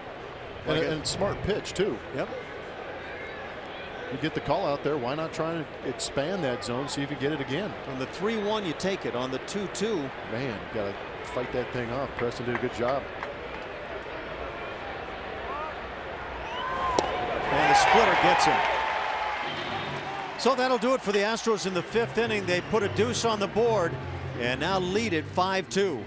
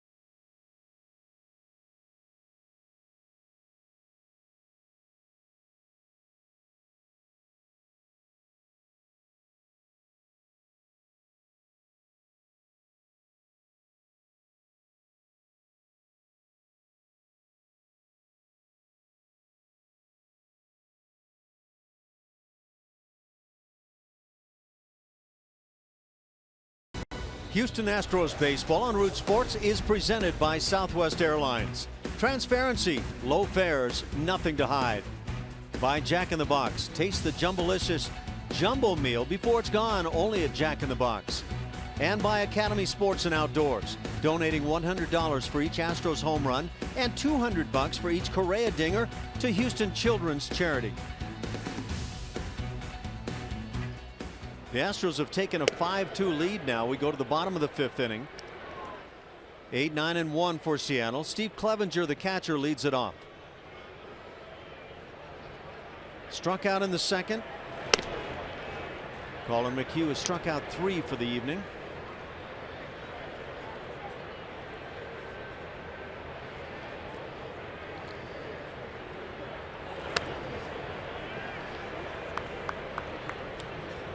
Brad Ausmus's Detroit Tigers have beaten the Oakland A's 9-4.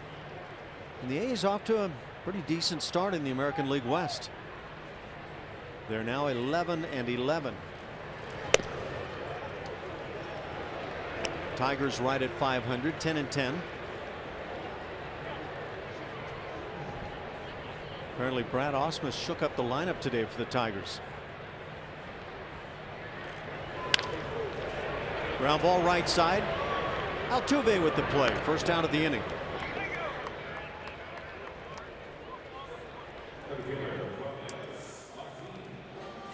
Center fielder Leonys Martin will bat with one out.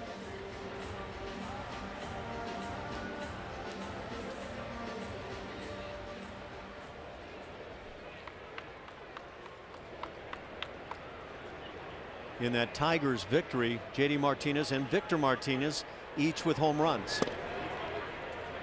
Justin Verlander pitched well. That was Verlander against Sonny Gray. Pretty good matchup. The Astros obviously will not see Sonny Gray in the upcoming 3-game series. That is good news. And Gray lasted just 2 innings in that one for the A's. Wow.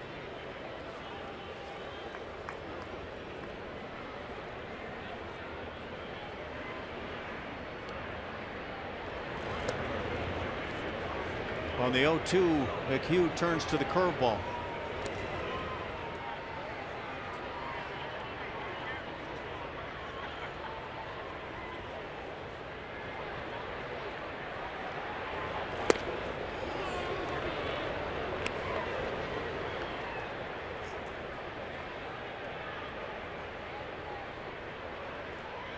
The New York Mets 5-2 winners over the Reds.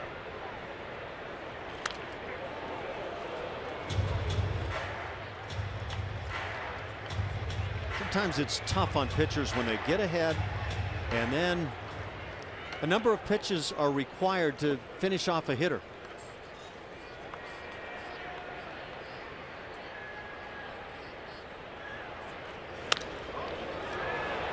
High fly ball, shallow in right field. Springer coming on. Calls off Altuve and makes the play. Second out. Back to the top of the order with Ketel Marte. Follow Astros baseball live and stay up to the moment with Game Day, live highlights, StatCast, and more with the MLB.com @bat app. Download the app for your phone or tablet now.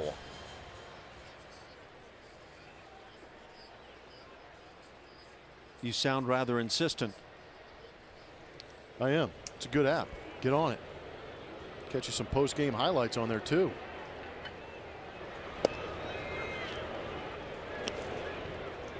I find it a great way to check in on all the other games and just kind of see the highlight moments. Marte 0 for 2, a couple of flyouts, one of those a line drive to center field.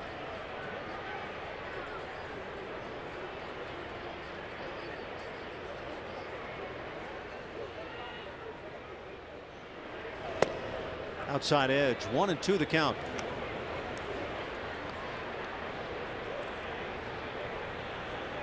Left-hander Mike Montgomery gets loose for the Seattle Mariners.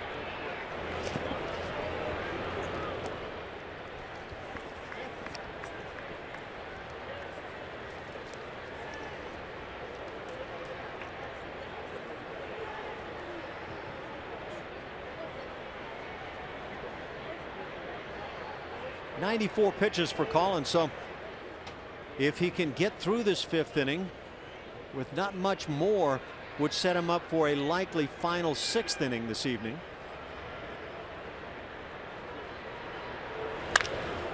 Back up the middle, a base hit. 2-out single. Marte brings up Seth Smith. Marte's been swinging a hot bat. This location, very Evan Gattis-ish to get on top of a neck-high fastball and get a good firm ground ball up the middle. Almost goes tippy-toe to try to keep that barrel of the bat coming toward the ball.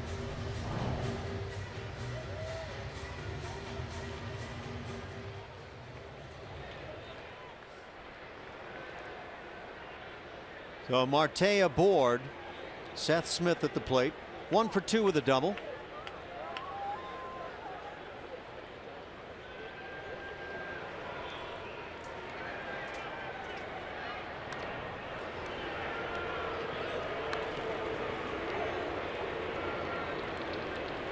Marte, by the way, has stolen a couple of bags in just 2 tries on the year.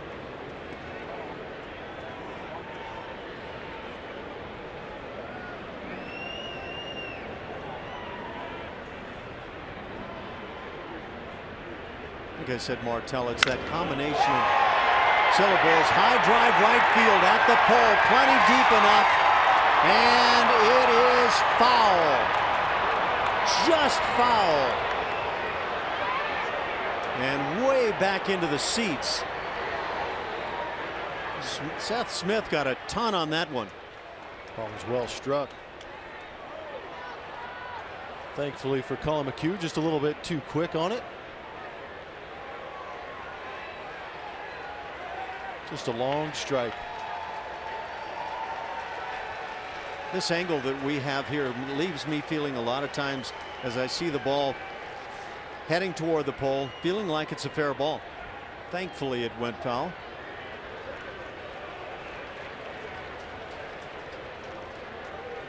And now Scott Servais, the skipper of the M's, comes out. He wants to see if all the umpires agree on this, and they may review this. I believe that is the case.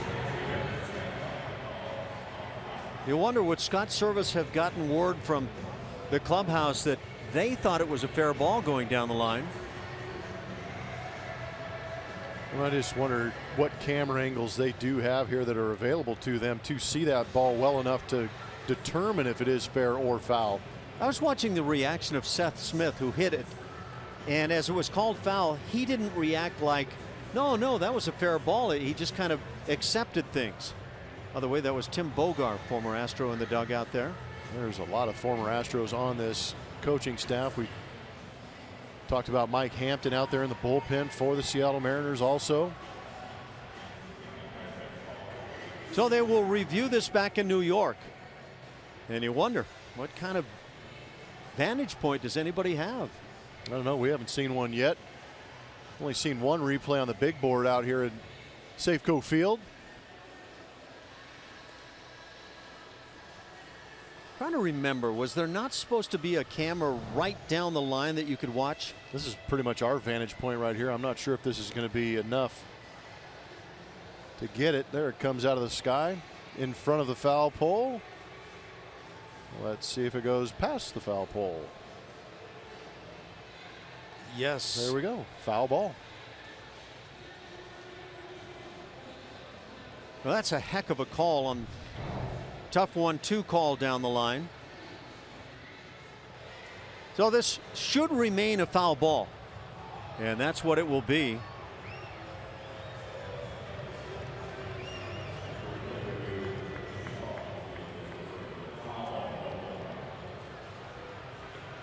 Just the request of the review there by Scott Servais. I guess that's right, not a challengeable play. These rules are been kind of fluid, it feels like at times. And anyway, just a noisy long strike. 97th pitch on the night for McHugh. It's a crew chief review is the terminology. Glad we clarified that, because yeah, I mean the rulings on who can review what. Yeah. So obviously Scott Servais came out and asked the umpires to see if they would be willing to take that crew chief review.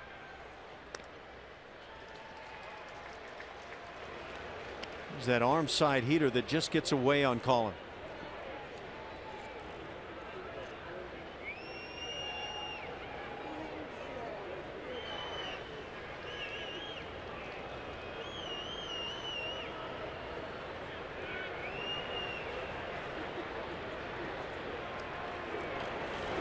And again, 3-1 the count.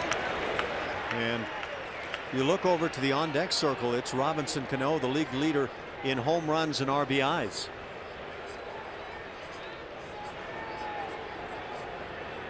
Colin obviously knows his mechanics better than you or I do, but we've watched enough baseball to understand when guys start missing that arm side usually means one of two things. Either they're not finishing the pitch or they're fatigued.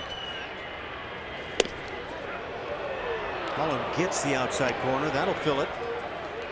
And we know the fallback for Colin is to go to that cutter to get it back on the plate. A big pitch coming up.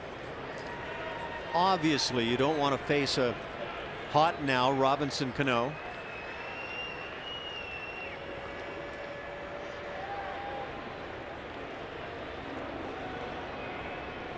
Runner goes from first. The pitch hit on the ground right side. It's Altuve with the play. Throws on the move and gets him, and that'll do it. A very big out recorded by Colin McHugh. He maintains the 5-2 Houston lead.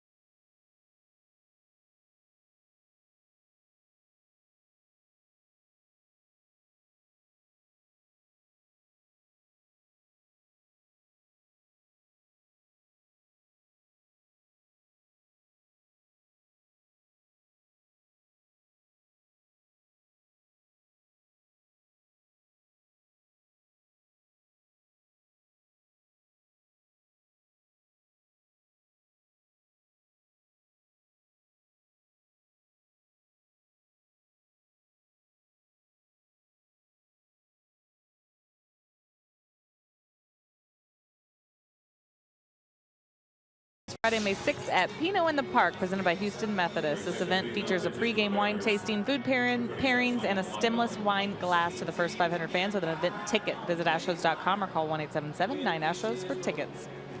Marwin Gonzalez will lead off this inning. Who's at first base today? He had good career numbers against Iwakuma, who's out of the game, but also Tyler White, given the day off, more of a mental day for him today, especially with the day off tomorrow. A couple of days just for him to get away and think about something else. And A.J. Hinch said today, the first time through the league is pretty taxing, but this guy does a ton of work. He's relentless on trying to make himself better, especially defensively, just having a first tough stretch as a big leaguer. So he just needed a day or two, just a breather. And, you know, the numbers, guys, 438 is what he was hitting those first 10 games, 108 in the last 10, the most recent 10 games. So his first, okay, he's looking at adversity right here, the first time in his career, guys. The Astros looking at a 5-2 lead as we go to the 6th inning.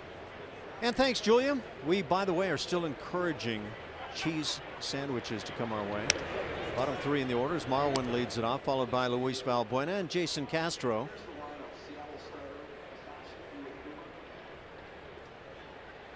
I don't know, did Julia just shut us down again there? Yep. She's selfish when it comes to food, man. It's not about us. I did. Did she just? Well, you know what's crazy is that before the game, I actually brought her a piece of cake. He did. I feel and bad I've got now. nothing to show for it. That really stinks. My birthday was yesterday too, and I got nothing. Well, It's a great piece don't of say cake. nothing.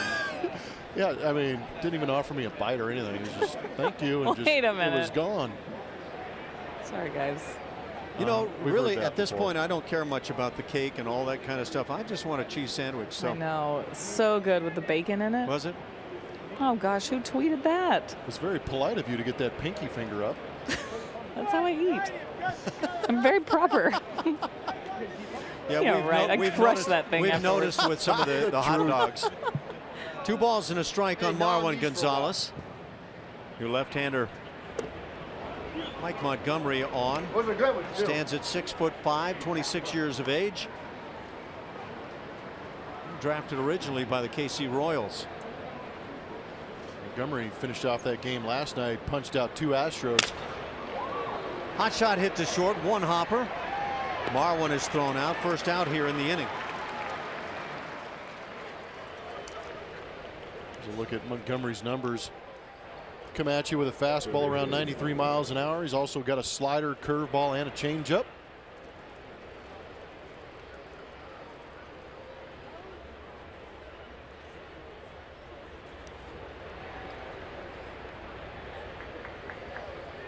Montgomery made his major league debut last year against the Yankees.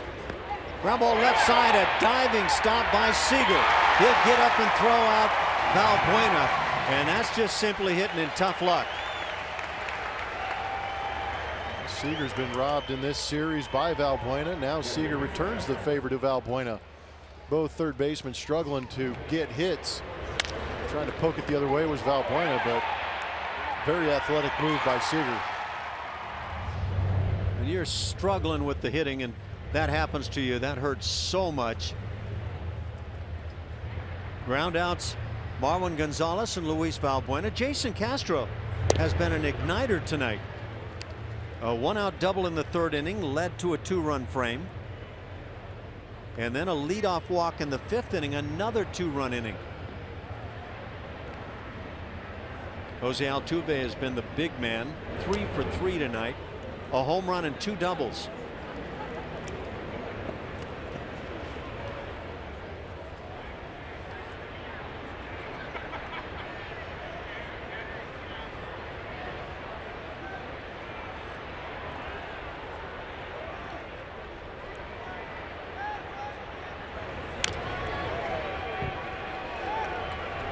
Ball and 2 strikes on Castro.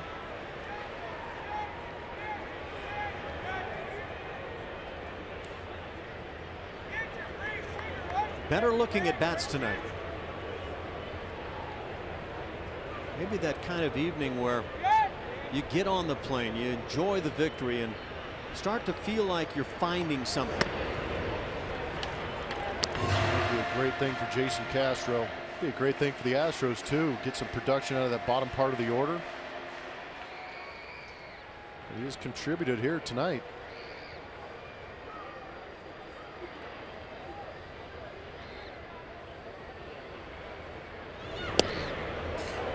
Just inside, that'll fill it.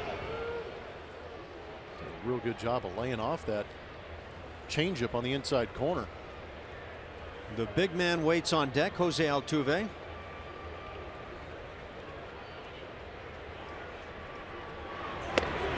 Down on strikes, Jason Castro. That'll do it. A 1-2-3 6th inning turned in by Mike Montgomery, but the Astros on top 5-2.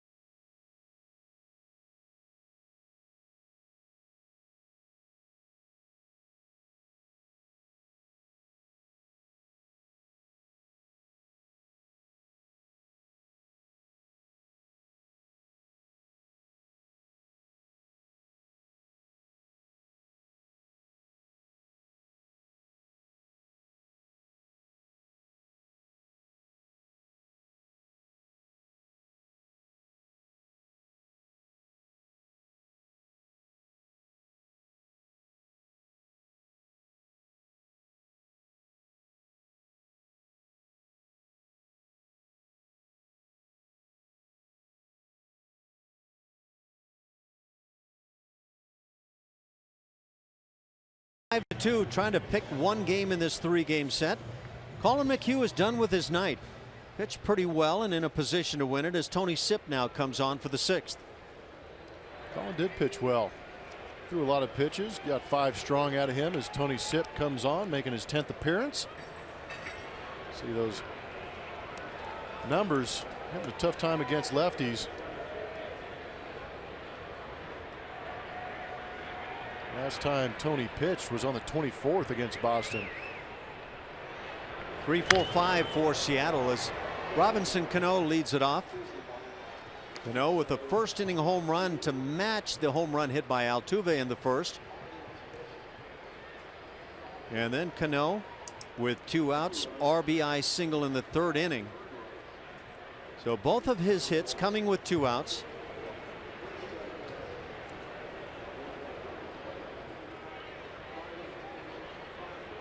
Eight dingers, 23 RBIs.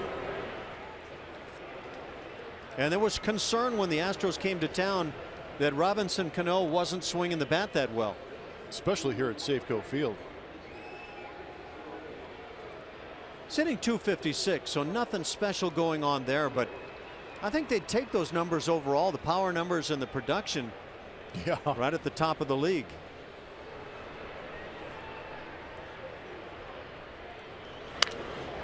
Popped up on the left side. It's Valbuena in fair territory. There's out number 1. See what Collin did on his evening. Threw a lot of pitches, but he was effective. Saw a couple of changeups out of him tonight. Had a good line. Only 3 punch outs, but did a good job of elevating in the zone again, which he does well, which sets up the curveball. He got Nelson Cruz a couple of times. Good double play ball. The offense is picking him up tonight too. Gave him 5 runs. It's just one of those workman-like nights. Yeah, nothing too dazzling, but keeping his ball club in the lead. A little on that blue collar side. Yeah, exactly. You know, nothing too overpowering or fancy or anything that jumped out at you, but you know, that said though, fastball 91, 92 much of the night. Yeah. So yeah, good call. That was a move forward for Collin. Sipp with the 1-0.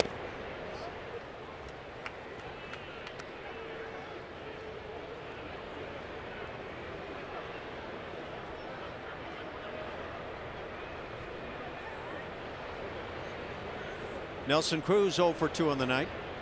He was the first of the strikeout victims on the evening for Collin McHugh.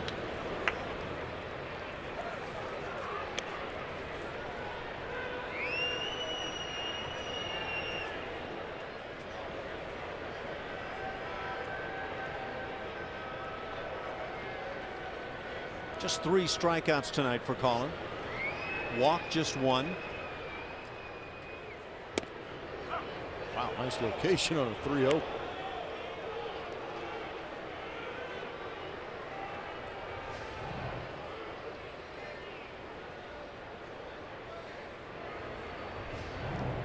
Take it. Doesn't hurt the hitter as much on the 3-0 as say that 2-1 that we saw with Tucker earlier. Fastball at 90 slips on by.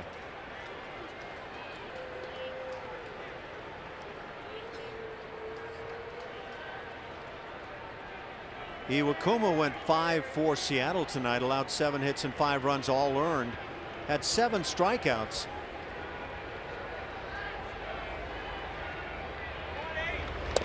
Breaking ball got him. So getting that 3-0 call pays off. 2 outs in the inning. And first strikeout for Tony Sipp. How often do you see Nelson Cruz punch out 3 times in one ball game? That's a good point. That's actually, Nelson Cruz is now 1 for 8 against Tony Sipp with 7 punch outs. What is it that happens? You get a guy, in this case, a left-hander for one of the premier power hitters in the game, Nelson Cruz, and doesn't see it well off the lefty. Just one of those matchups that doesn't bode well for Nelson Cruz. Adam Lynn saw it as he drives one to right field, and this is going to put a run on the board. Way out of here for Lynn. And when he touches home plate, it'll be 5-3.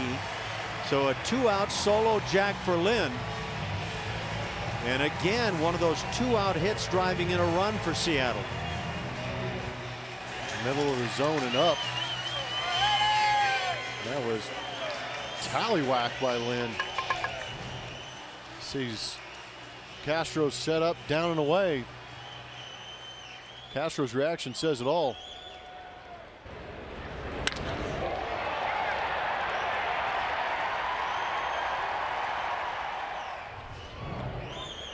That'll bring Kyle Seager to the plate. He's doubled and walked and gets hit by a pitch.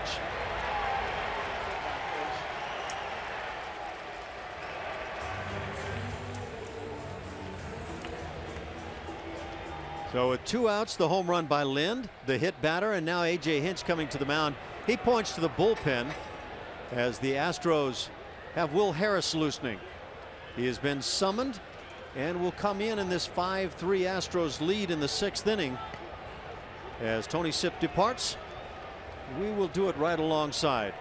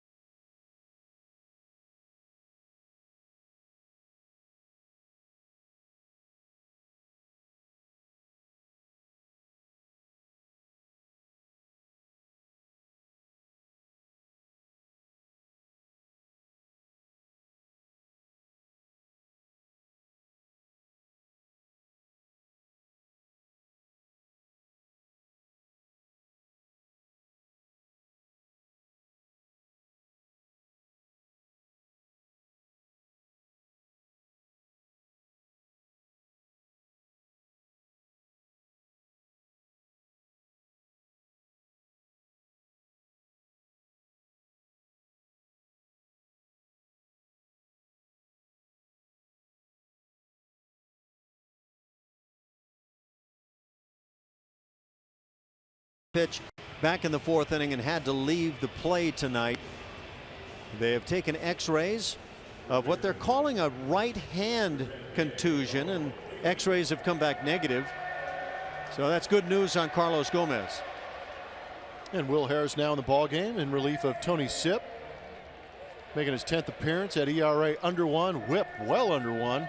Doing a great job against both lefties and righties at that fastball cutter curveball combination. Last pitch in the first game of this series where he went an inning.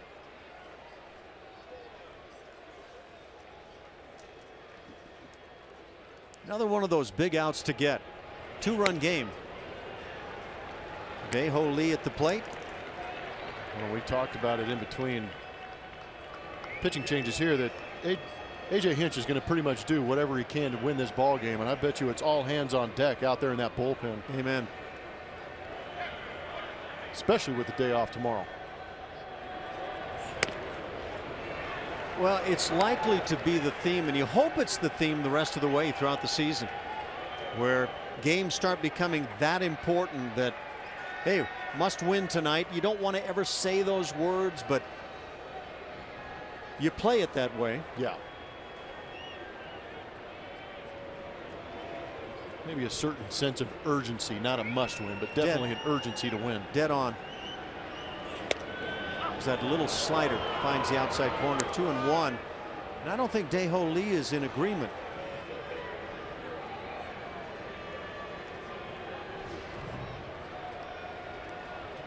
Will Harris kind of has that natural cut. Those edges are expanding here.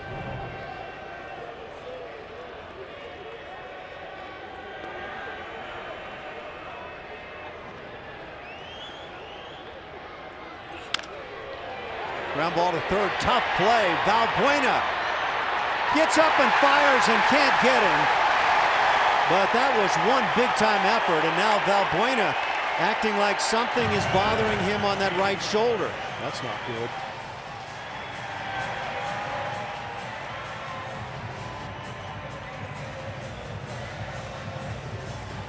That is not good at all.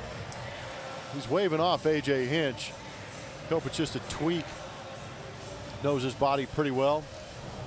But a heck of a play, playing well off the line with Dae-Ho Lee at the plate.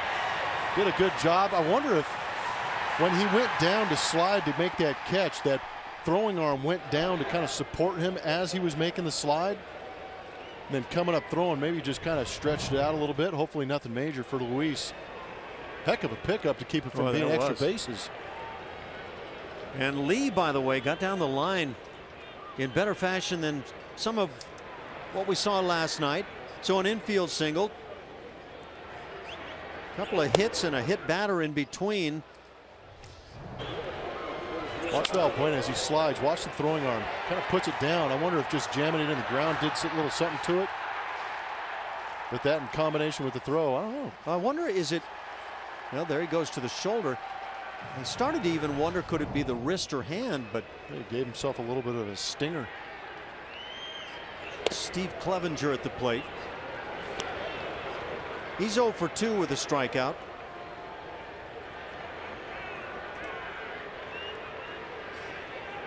A.J. Hinch turns to the bullpen here in the 7th inning. Tony Sipp came on and got Robinson Cano and Nelson Cruz, but then the damage started. Adam Lind launched one to right field, his first stinger of the year. Kyle Seager was hit by a pitch. Dae-Ho Lee the infield single, and now a 1-2 count on Steve Clevenger. Second man faced by Will Harris.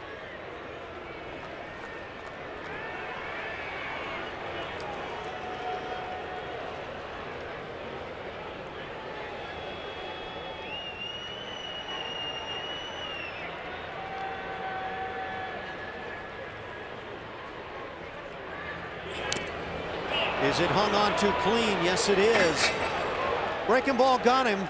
So Clevenger down on strikes. Nice job by Castro. The Astros now with a 2-run lead through 6.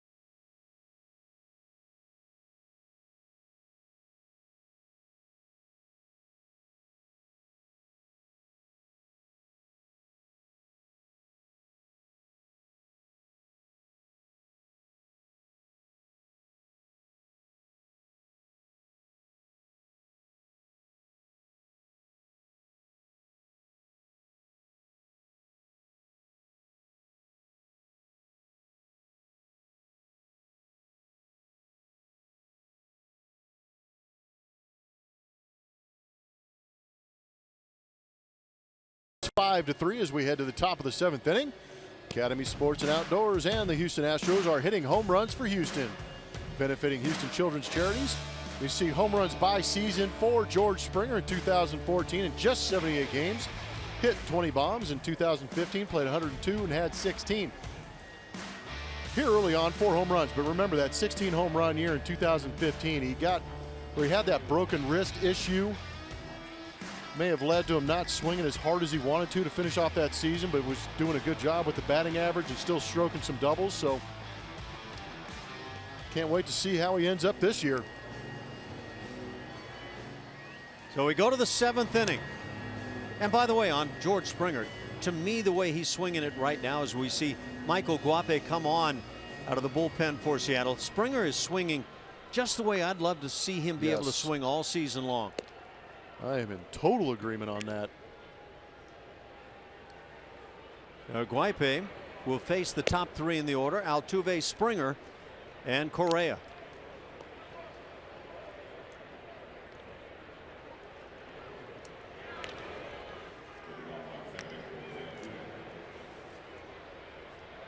Seven hits for each club.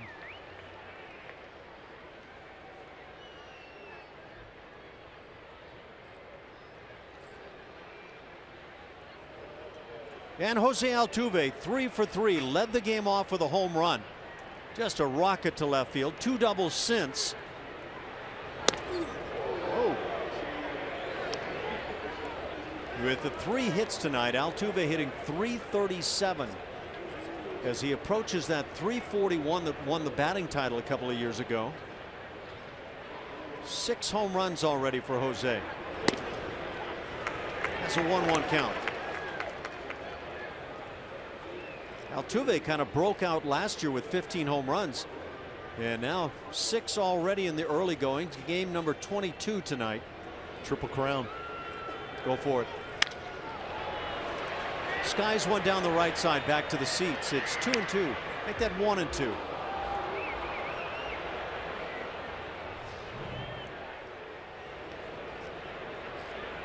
Give me that one back. Yeah, you can see the reaction. He knows it. He hasn't missed too many pitches like that here in recent history. Breaking ball hit to short. And that was a tough pitch. 1 out here in the 7th inning. Take a look back at some of those George Springer home runs. May 24th. In those rainbow uniforms here at Safeco Field. Going Oppo Taco. This one turned on. Second home run in that game, his first career multi-home run game.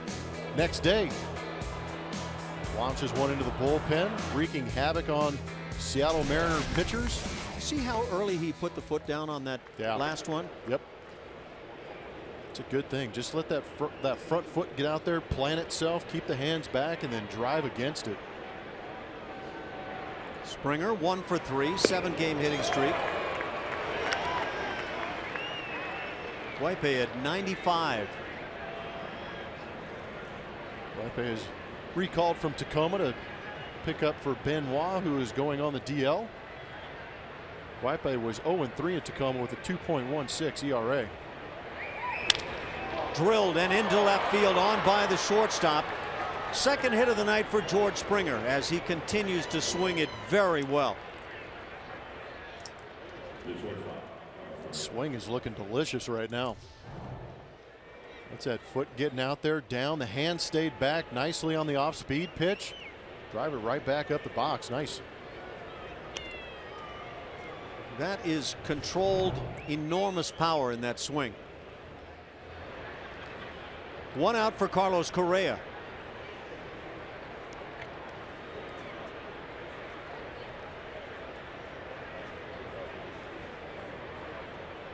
One for 2 with a walk for Carlos. And a 3rd inning single driving in a run.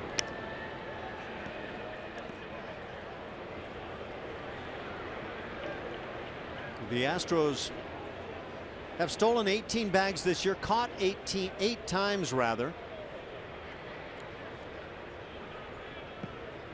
George Springer has just one of the stolen bases as the fly ball shallow into right field, dropping, and Cruz can't make the play.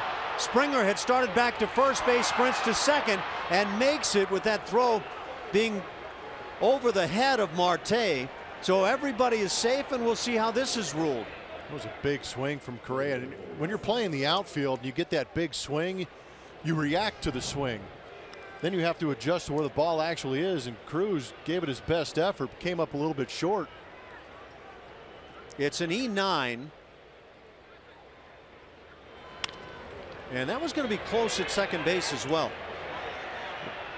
George, actually, I mean, he did the best he could. Yes, he did. But a good throw there, maybe a stretch at the bag, and that would have been bang bang. So the Astros catch maybe a couple of breaks on that play. Runners at first and second, one out for Colby Rasmus. Time to capitalize. Keep pushing.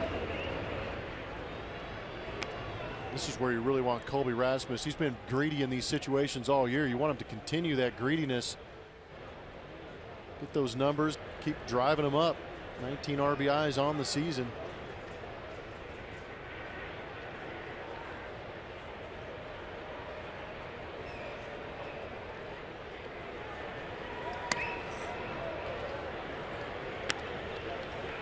Good take to put him in a hitter's count.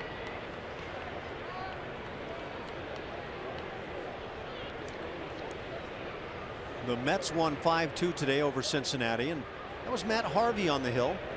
He's had his struggles, but Harvey picked up the W, his second against 3 losses.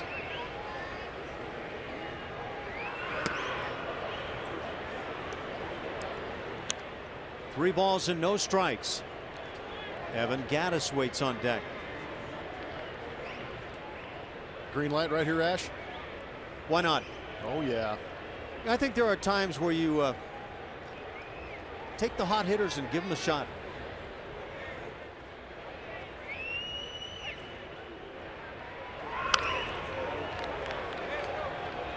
Apparently the skip agrees, and I know you wanted to see that swing. Why not? Colby's been swinging a good bat. Astros have been having a tough time hitting with runners in scoring position. You get yourself into a 3-0 count. Pretty much a guaranteed fastball count. Another rip. Iwakuma, Montgomery, and now Guaipe on the hill for Seattle. A couple of fastballs up in the zone, and maybe looks fat, but when Colby's doing his major raking, it's probably down in the zone. That number right down there is improving. 4 for 8 tonight. That is a welcome number. That is what the Astros and all of us following the club would love to see.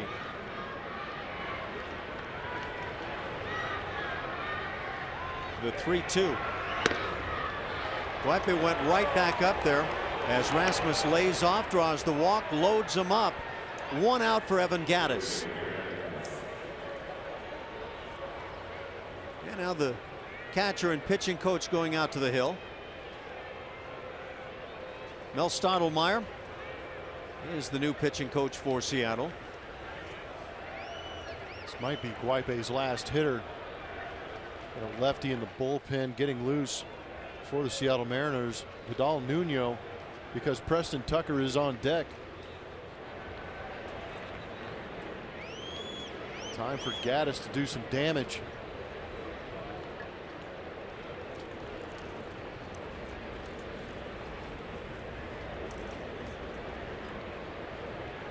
So Evan Gattis has a golden opportunity now to give the Astros a little padding on this lead.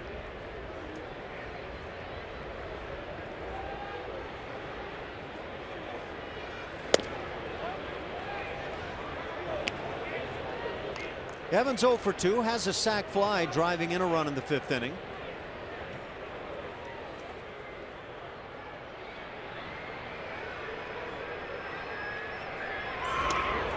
Lays off on the breaking ball. Looking for home run number 1. The RBI tonight, just his 2nd on the season. Oso Blanco looking to cash in right here in the 7th. And rakes one, but hooks it foul down the left side. I like the hack. Even though it's a foul ball, it was hit hard by Evan Gattis, barreled it up. It's got to feel good.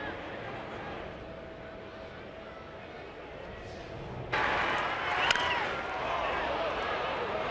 ball is lashed. There weren't too many people over there that wanted to get in front of that.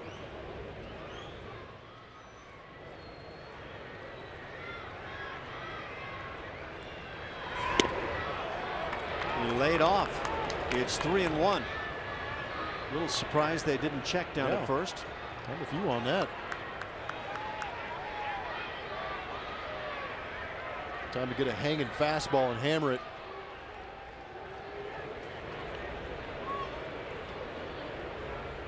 Ideal count. Bases juiced. The 3-1.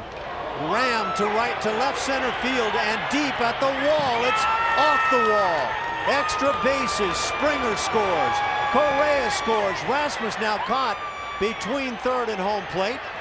They have him in a rundown. Gattis holding wisely at second as they tag out Rasmus.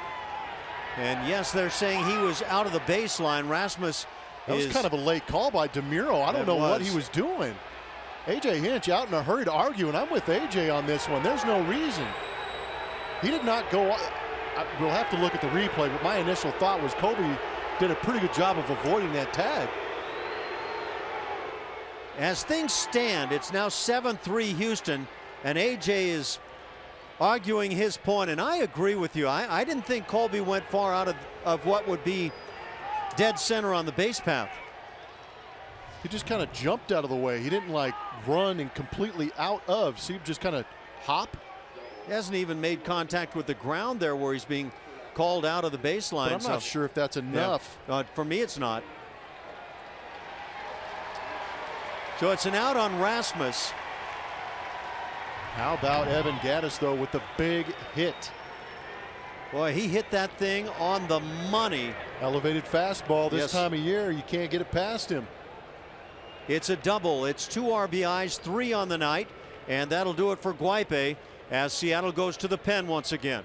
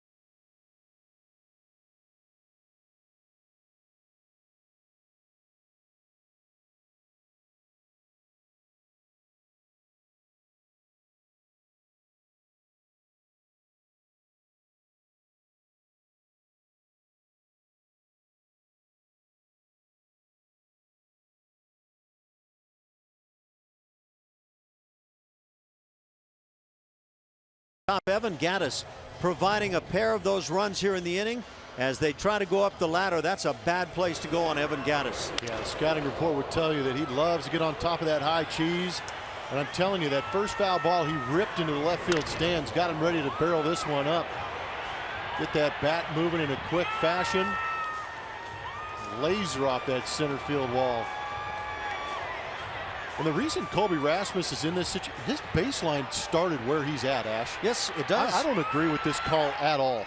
It's not a reviewable play, but nonetheless, there's going to be some celebration. I completely agree. I think A.J. was in the right. I think Colby was in the right to initially argue, but the Astros now with the 4-run lead, 2 outs, and Preston Tucker a chance to maybe add a little something to it. Has Gattis at second base. He'll face the left-hander as Nuno comes on. Vidal Nuno.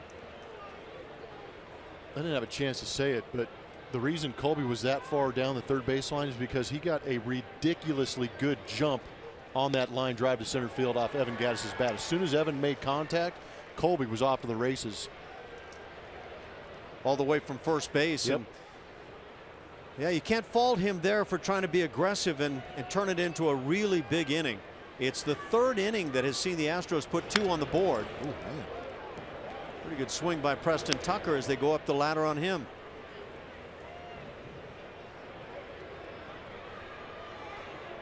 Deuces are wild.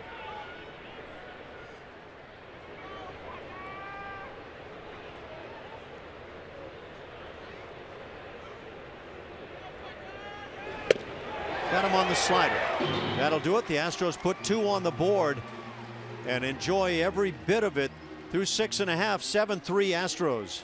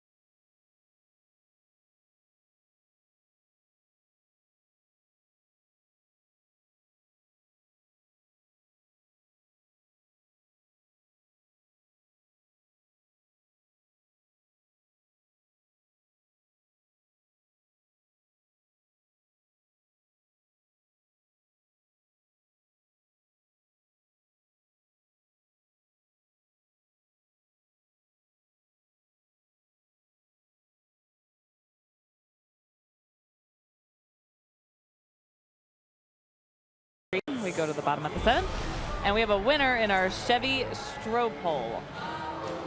We asked you, which Blummer story would you like to hear today? And the first time Blummer was traded is the story everyone wants to hear. The first time, because it wasn't the only time. Look at this. Yeah, you know Padres, Chicago uniform. What? Yeah, you know you've been traded a lot when they can't figure out which uniform to put on your baseball card. But good times. First time I got traded, I was my 3rd year with Montreal, March 12th of 2002, right in the middle of spring training. My wife was my girlfriend at the time, and she was about to fly out and visit me in spring training. So there was a road trip that day where the team was going to Vero Beach. I was not on the list, and it would kind of concern me a little bit, but I've been playing a lot of games. So knowing that my future wife was coming into town, I took it upon myself to get out of there and go run some errands. It was raining. There was no chance for me to get on the field and really take a good round of BP. A bunch of minor leaguers took over the batting cages, and I took off. And I had a big, humongous Nokia cell phone in the center console, and it started ringing about 10 minutes after I got away from the ballpark. And its a secretary says, GM Omar Minaya wants to talk to you. And I went, oh man. I go, the one time I bail out early, I'm going to get caught and busted, fined. And Omar Minaya gets on the phone and says, Jeff, we appreciate everything you've done for us, but we had an opportunity to trade for an everyday third baseman, and you are going to go to the Houston Astros in a straight-up trade for Chris Truby. And as calm as I could, I said, I understand that you had to make this move, Omar. I thank you for everything. I'll be back to get my stuff, and hung up. I had the biggest smile on my face because I felt like I got called up because I was going to the Houston Astros. It was a big deal for me. So I proceeded to call my wife, my future wife, and I said, hey, babe, I just got traded. We're going to have to change the direction of your flight because you're not going into Jupiter or Fort Lauderdale. We got to get you up into Orlando. So she was excited about it. I drove back to the spring training complex in Jupiter. Guess what was waiting outside the door for me? Omar Minaya. A box of my gear. Oh, no. They packed up everything, and it was in a box by the clubhouse door. Will Harris with the strikeout to start this bottom of the 7th inning. No visitors allowed in the clubhouse, huh? Guess not anymore. I lost my pass. So what I did is my brother was actually an A-ball for the Montreal Expos at the time, and interrupted their batting practice, went in, gave him a big hug, and said, hey, best of luck to you. I've been traded to the Houston Astros. Your brother, the cop, right? Yep. Now he's a cop in California. So that was the trade story. And immediately went into that Astros clubhouse for the first day, and I believe it was Biggio, Bagwell, Ausmus, and then my locker. And I didn't speak for a good 2 or 3 months, just letting those guys just watch them and learn from them. And eventually, about 2 months into the season, Jeff Bagwell said, "Hey, why don't you hang out and have a drink with us after a game?" And that's when I knew I'd arrived in the big leagues, when that's good. I was able to hang out with those guys, and the rest is history. It was a great time. That was the one trade I was really excited about. The second trade, not so much. You know, the Astros are the team that got the everyday third baseman in that deal. Worked out pretty good. Yeah. Do you remember, you were the first interview I had as an Astro? I remember at the time just enough to say that I thought, this guy is going to make a broadcaster someday. Correa with the play, not in time, as Ketel Marte legs it down the line. Infield single with 1 out in the 7th inning. And that's the honest truth. I appreciate that. Do you remember what color my hair was? Oh, it was actually in between colors. It was. You're actually right. I was trying to grow some of that black hair dye that I had in there. That was a heck of a play by Correa, by the way. That was. Marte can fly, but Correa made that play incredibly close. He's been challenged a number of times recently with tough plays at shortstop, and this would be, to me, exactly what you're saying. Maybe the best of the plays that he's made in those tough variety of plays. Seth Smith at the plate, Marte at first base. Second hit of the night for Marte. Boy, he looks like a good player. There's some good young shortstops right now. Isn't that the truth? See him playing over in that shift a little bit, but timed the hop nicely. But the quick exchange and strong throw. That's all you could possibly do on that play. Yes.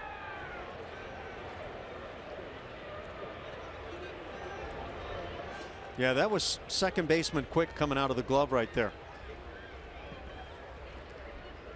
Smith 1 for 3 tonight. Ball in the dirt, and that's going to enable Marte to move up. Castro got in front of it, just kicked away. Once it gets out of that dirt circle, it's pretty much easy pickings to get down to second base. Let's see where this ball hits. Glove came up a little, and it caught that edge of the glove. And I'll say it many times, the glove can actually be your enemy on that play if you start coming up and trying to grab it.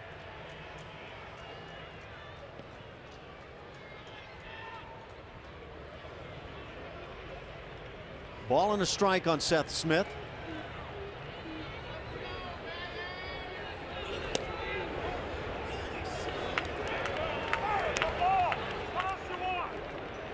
Apparently there is some chirping coming out of the Astros dugout. Oh, and that's a great pitch. Yes. And I'm not sure that home plate umpire Mike DeMuro has any right to start yelling at the Astros dugout after that call. Well, AJ laid into him for that horrible call on Colby Rasmus, stating he was out of the baseline, so pretty much goes hand in hand, I guess. Ground ball, nice play by Harris, but he drops it. And so the only out he can get is at first base, but it freezes Marte at second. That is so true, though. What a great play. Quick reaction from Will Harris. Right to that glove side, and that really pays off. So 2 outs, man at second base for Robinson Cano.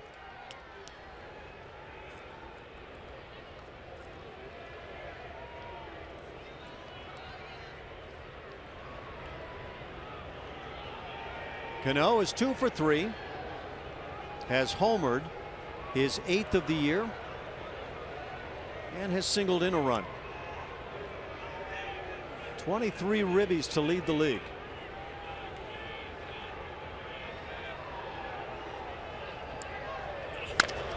Chops one on the left side. Another tough play for Correa, the throw, and he got him. And a lot on that throw, moving to his right. Jeff Blum will have a chance to talk about that in our next half inning, but that'll do it for Seattle. That lead is maintained.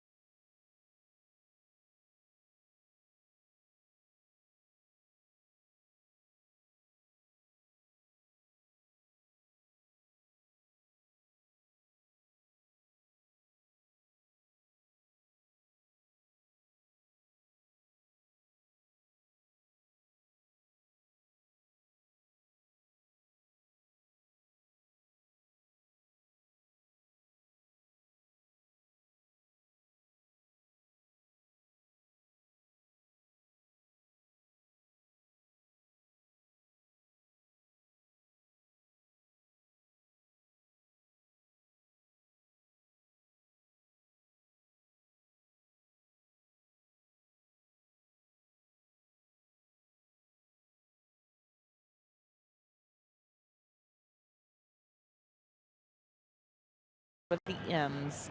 It's time to name that Astro. It's brought to you by your local Honda dealer. Your clues: a Mariners All-Star in '78 and '79. He was an Astros All-Star, and he once tripled 3 times in one game. Who is this Astro? Tweet us your best guess, guys. I'm not guessing at all. I know who that is. It's not Evan Gattis. No, it's not Evan Gattis.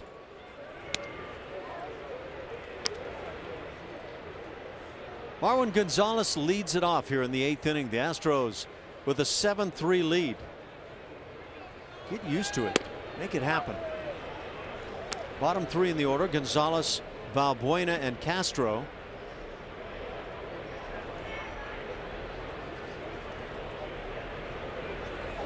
It's my old teammate that's being featured up there. It's always nice. Yeah. You know what we need to do? We need to get some Ashby highlights. No. Yes. Please no. No. I remember those. You know what? We just saw some good stuff on Jeff Blum. And no, yeah, trust me. I watched you play, beating up on the Dodgers and Padres. You don't have to National be that League way. West. No, I remember these things, man. 2-2 the count as Nuno finds the inside edge. You could go down and get that down and in left-handed. Drive it out of the park. The years have dimmed the good memories and brightened up the bad ones a lot. Hold on to the good stuff. Here we go. Oh, look at you with the no ear flaps. Yeah. Oh, hang it. Hang it. Uh-oh, watch out. That is 390 in the gap, man. Did you go dead center? Get on your horse, Ash. Get on your horse. I didn't have enough to go central. Look at Cheo. Cheo could run. Trotting it out. There it is. Candlestick. You know what? That was a bullet. That's what I remember. That was off of Hershiser. Yeah. That was right before he went on the long string. 58 whatever innings in a row. Marwin's down on strikes. First out here in the inning. What in the world? The count. I don't know. You 22 for 66. You know, let's all applaud Carl Patterson and the gang for digging really hard. Guy, because ownership. There was a lot of serious digging to find numbers like that. But I thank you. Thank you. I want to see these guys do it.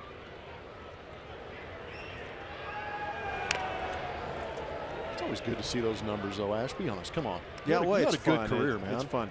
It's fun.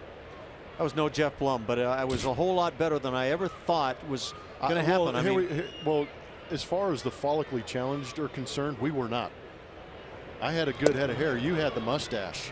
I had some moss You had some going, serious moss coming out of it. I know why you didn't go with the ear flap, because you didn't want to hide it. You got to feature what you've got to feature, right? You got it. Flaunt it. 2-2 the count. That's good stuff. Would you ever have the urge to grow out a beard like that? No. No. Oh, that was an immediate answer. It was. No, you know, honestly, I'm not man enough for that. But to go through the summer that way would be too much. Watch this Carlos Correa play. This is not easy. Momentum going into left field. Gets on that back leg and just pumps a heater down there. Well, how about the exit velocity on the throw? I don't know what that was at. I hope Marwin called for the four-seamer, because that got across there pretty well. Sure did. A couple of punch outs here in the inning. Jason Castro stands in.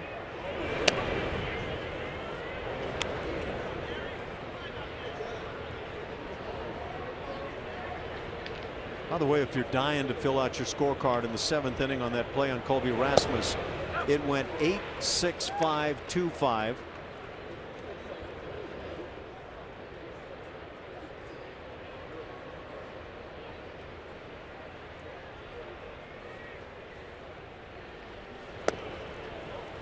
The Astros with a run in the 1st inning. Jose Altuve got it all going. A home run back in that 1st as he led off, and the 3rd time he's turned that trick this year. They added 2 more in the 3rd, 2 in the 5th, 2 in the 7th. Kind of a theme we can sense. Cano with the play, a 1-2-3 8th inning. 7-3 Astros lead it.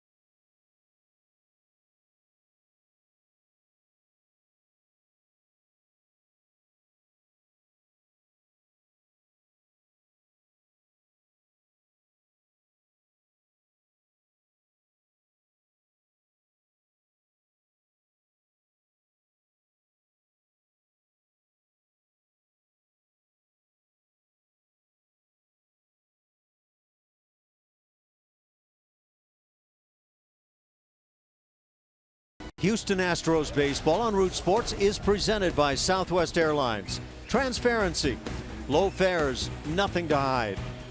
And by Toyota. Let's go places. The Astros came into Seattle, lost the first two, trying to pick up game 3 and lead it 7-3. We go to the bottom of the 8th inning. 4-5-6 coming up against Ken Giles, who comes on now to work it for A.J. Hinch's guys. Good time for him to come in and get some work, maybe turn things around, make the adjustment.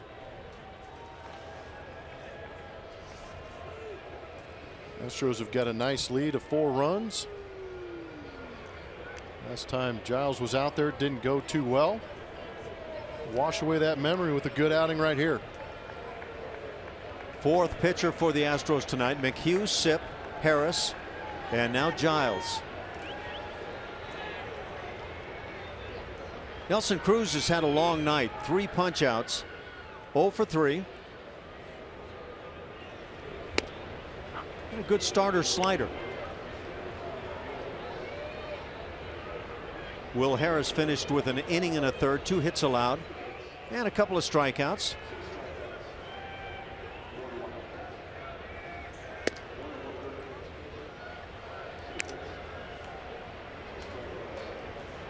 Will Harris, by the way, an ERA of 0.82.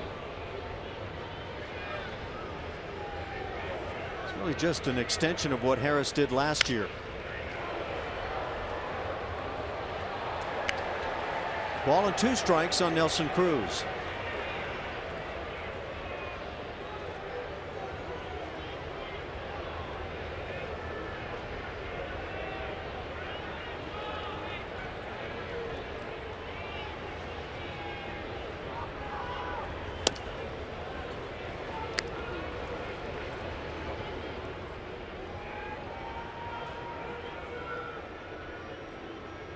How the Astros could use this guy finding it once again.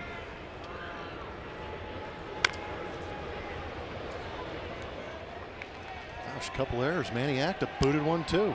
Good grief. Now get some early work in. Manny Acta, a guy I actually managed alongside in the minor leagues with the Astros back in, what was that, 96? He had the rookie ball team down in Kissimmee. I had the A ball team.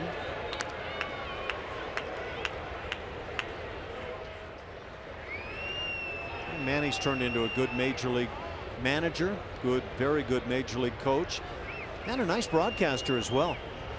Done it all.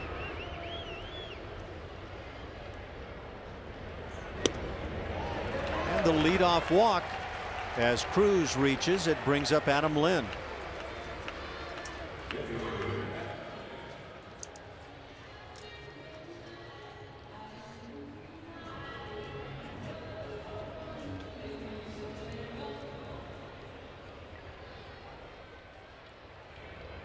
Adam Lind is 1 for 3. That one was a big one in the 6th inning.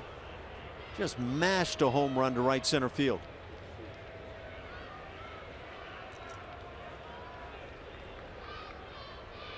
Surprisingly, just his first of the year as Giles falls behind.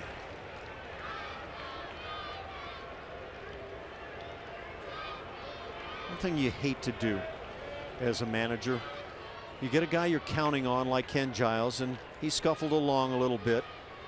Get him in a ball game, he walks a guy, and you just don't want to start getting somebody loose behind him right away and destroy confidence. You're trying to build confidence and have this guy really be a big part of things that happen for the positive. Yeah, sometimes just the visual of looking out in that bullpen and seeing somebody getting loose infers that you don't have any confidence in him.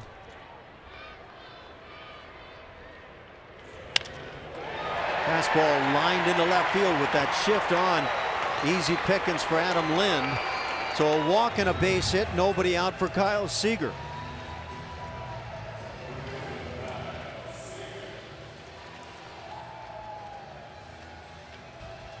.96 on the heater. Leaks back out over the plate. How about that swing? You know, like you said, Lynn crushed one before. But again, when a guy's throwing 96+ miles an hour, you don't have to put too much into the swing and just redirect it more or less. So the first two hitters reach here in the 8th inning. The dangerous Kyle Seager at the plate. He's doubled, walked, and been hit by a pitch. So a perfect night as he takes a strike.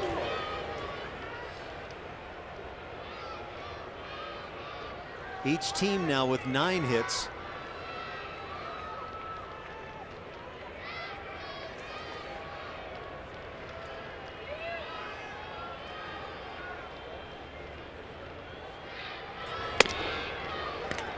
Don't know how you explain this on a guy like Giles, but that hit is the 14th against him on the season. He's worked 8 2/3 innings, and he's walked 4 on top of it. Well, for me, the sample size and watching Giles has been small for me. It is small, and I didn't see what he did in Philadelphia. All I had to go on were scouting reports and numbers and velocities. Well, here's a sample of what he did over a full season last year in Philadelphia. In 70 innings, allowed 59 hits, and only 2 of those were home runs. In fact, over the 2 previous seasons, his only ones in the big leagues, a total of 3 home runs allowed. So he's kept it in the ballpark, hasn't given up many hits. Did he go through? Yes, he did. Seager down on strikes, and that's a big first out here in the inning. There's 3 straight sliders to Kyle Seager in that at-bat. Does have that firm wipeout slider. It's the fastball, which is crazy to me because the velocities that we saw in scouting reports said 97 to 100 miles an hour plus.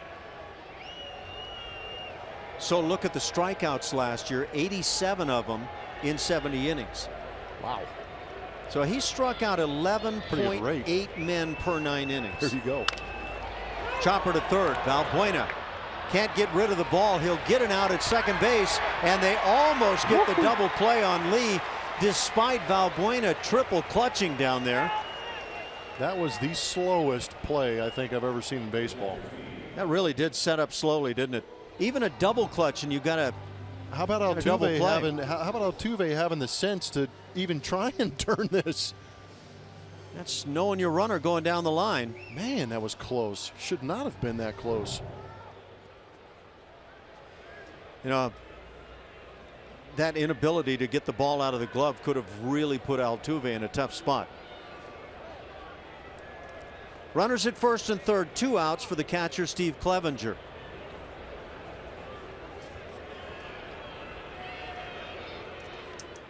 Heads up move by Altuve to try and turn. Yes, the play was close, but if that was a bad slide, maybe you get the benefit of the doubt and you get the double play called on this ridiculous slide rule we have going on. It is a new game now, isn't it? Yeah, I mean, that's something to think about.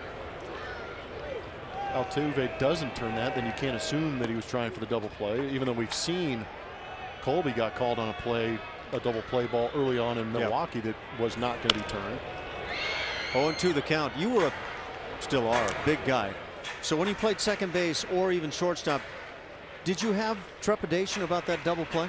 No, because of what you just said. I was a large human being, and I felt that I had that. I used that to my advantage, but I also understood when I went from college to pro ball, I got dumped quite a few times before I understood and learned how to get out of the way of a double play ball. And that being said, I understood when I turned 2 at second base, it's a blind turn. You can feel the runner, but you can't necessarily see him. And I knew that, you know, I had to bend my knees, get on my legs a little bit, because if I straightened up my front leg, it was going to get snapped in half. But I also took advantage of the opportunities when guys did come into me hard. I made sure I came down to earth pretty firmly. But you got to learn how to play the game. Strike 3 called. Good breaking ball to put Clevenger away. Couple of strikeouts in the inning after the first 2 reach. It's still 7-3.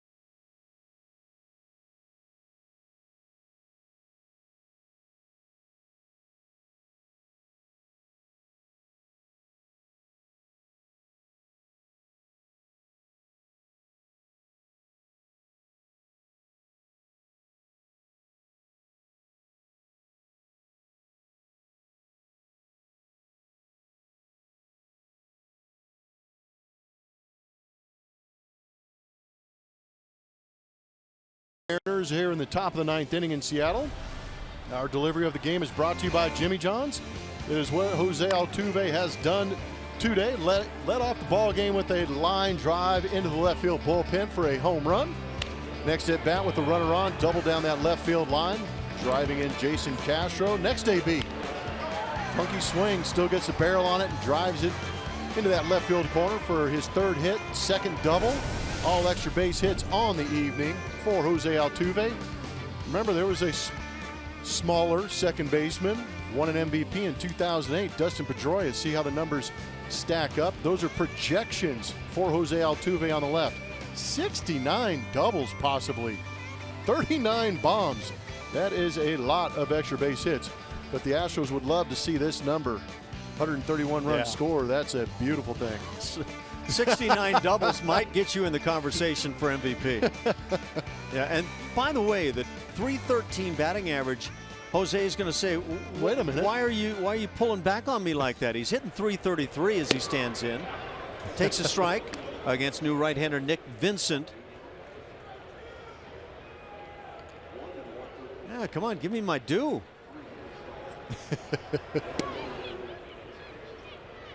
Altuve 3 for 4 tonight. 2 more of those doubles.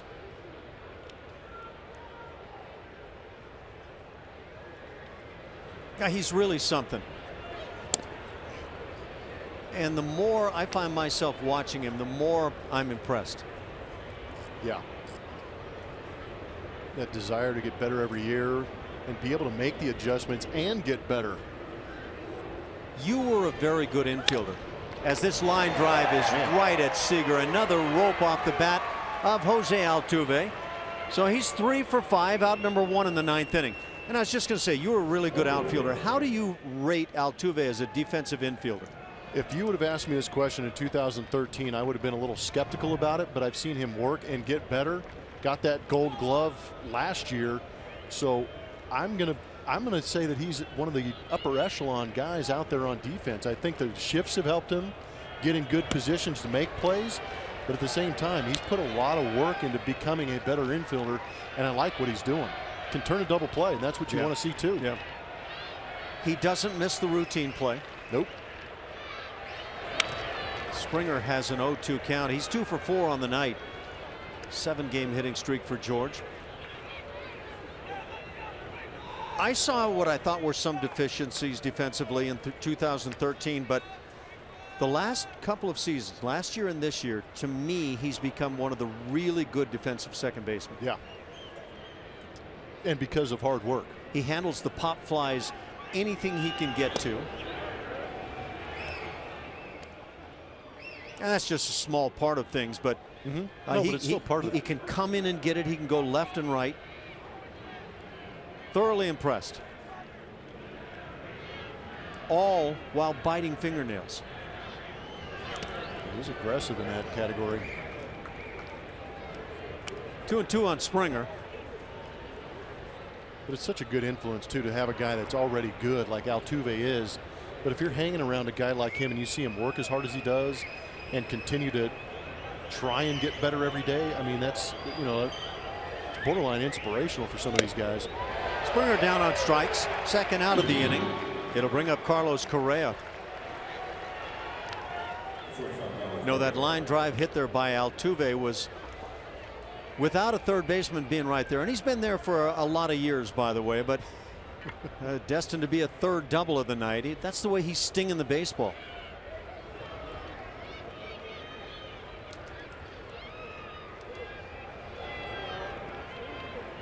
Love what George Springer is doing with the bat. Carlos Correa is 1 for 3 tonight. Single and a walk.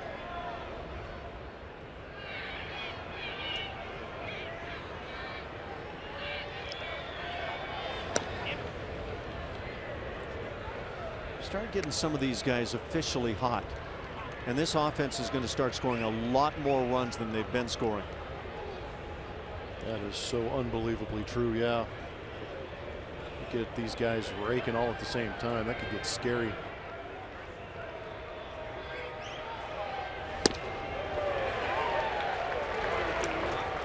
that was a let's quickly add another run swing. Get yours. Greedy.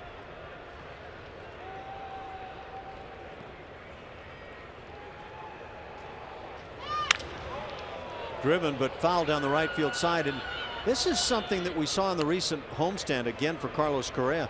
He had a couple of balls that were close to the foul pole in Houston, and one that was 15 rows back and looked like he just fouled it down the right Just side. kind of flicked it over there.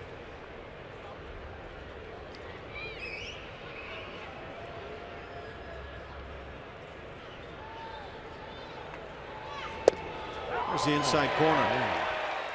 Caught him looking. A couple of strikeouts in a 1-2-3 inning for Vincent. To the bottom of the ninth we go. Astros on top.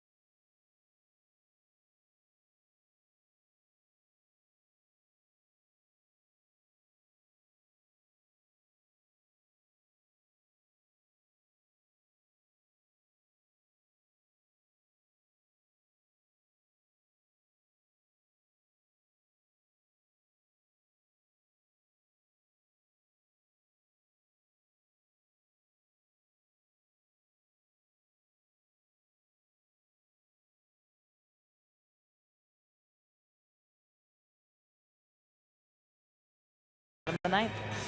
The fans have spoken, and we get to name that Astro, brought to you by your local Honda dealer.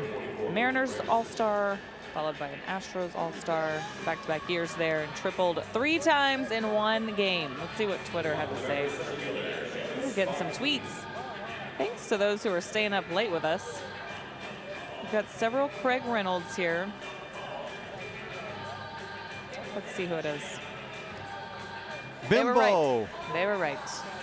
Craig Reynolds, known as Bimbo, picked up that nickname. I don't recall if it was in high school or earlier than that, but 3 triples in one game? he was using my bat, by the way. What? Yes. He took all the triples out, and I'm sure that broke your had heart. nothing left for me. What a great guy. Wonderful guy, Craig Reynolds. For the Astros here in the bottom of the ninth inning, closer Luke Gregerson rather comes in. It is not a save situation with the 4-run lead. And he faces the 9-hitter Leonys Martin to start things.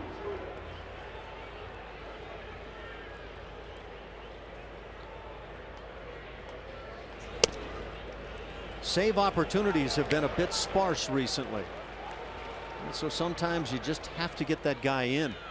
There's only been 4 chances on the season for the Houston Astros to get a save. 4 for 4 for Gregerson.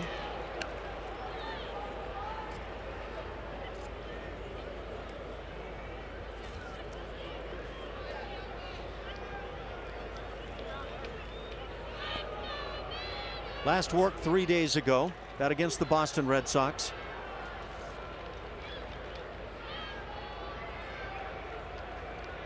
Worked a couple of innings in that game.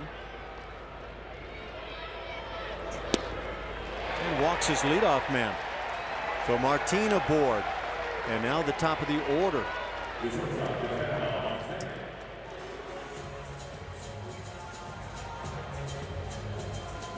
are the numbers Ash was talking about. Solid ERA, 2 shutout innings on that Sunday night. Not bad.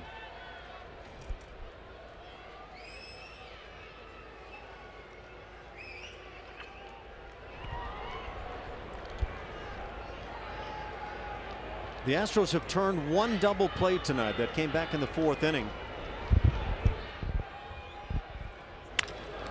Ground ball right side, that finds the big hole into second base. Martin, he'll stop there. So Ketel Marte having a night. That's his 3rd hit in 5 at bats. And the Mariners trying to make life dangerous now for Luke Gregerson in the 9th inning.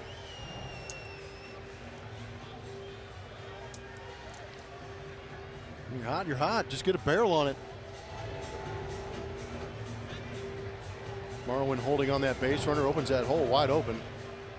Don't know if everybody's seeing the same thing we are on Ketel Marte, but he has looked good. 2 on, nobody out. Seth Smith at the plate. Had a double in 4 at bats and scored a run.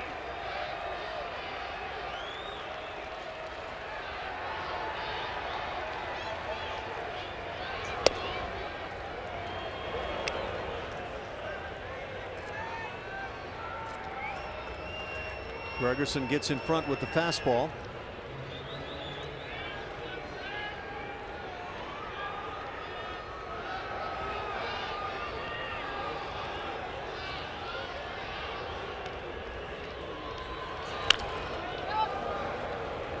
And now the slider, 0-2 the count.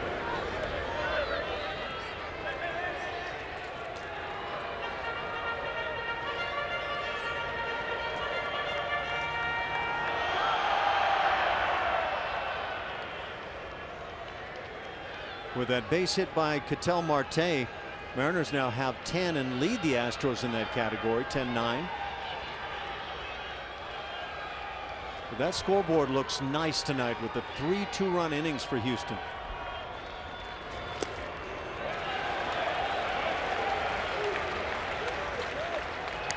That's the put away slider in the dirt.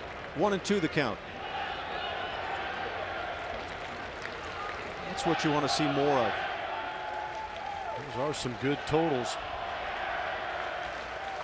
1 Houston home run. That was Jose Altuve leading off in the 1st inning.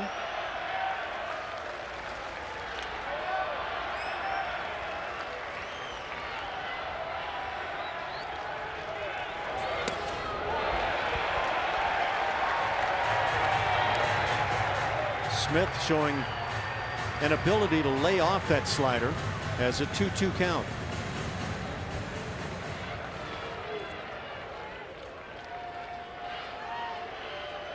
McHugh, Sipp, Harris, Giles, and Gregerson on the hill.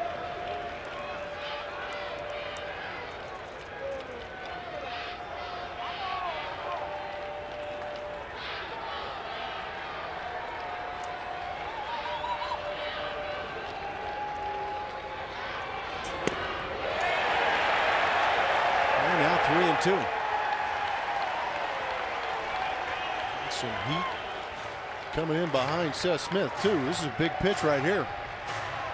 That heat coming in the forms of Robinson Cano, Nelson Cruz, Adam Lind, and Kyle Seager.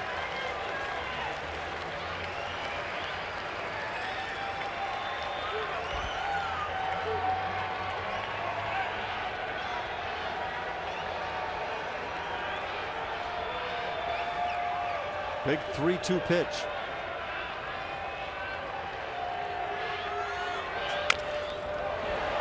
Little chopper on the first base side. Gregerson gets the out. So that's 1 out as the runners move up to 2nd and 3rd, and Robinson Cano comes to the plate.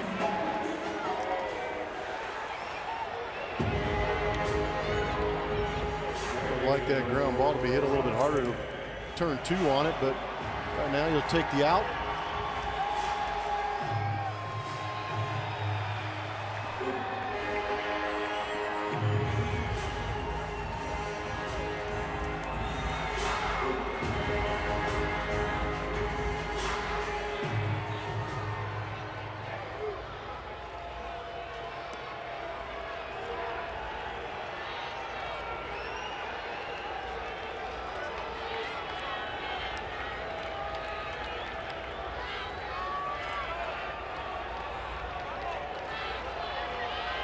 Infield plays back. Ground ball past the mound. Correa will make a play on it. He'll get the out, as scoring from third base is Leonys Martin. That makes it 7-4 now, a 3-run game, but 2 outs as Nelson Cruz comes to the plate. Another RBI for Robinson Cano, his 3rd of the night. Gladly trade that out for a run right here.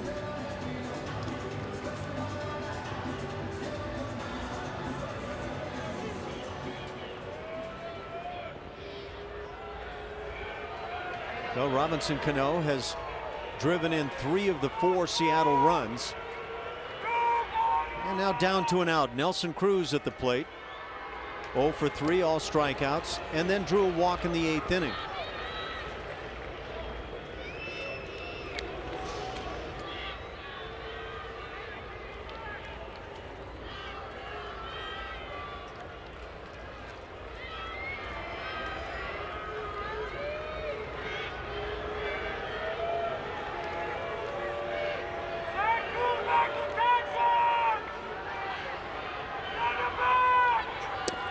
Half swing. Home plate umpire Mike DeMuro takes it. It's a strike. 1-1 the count.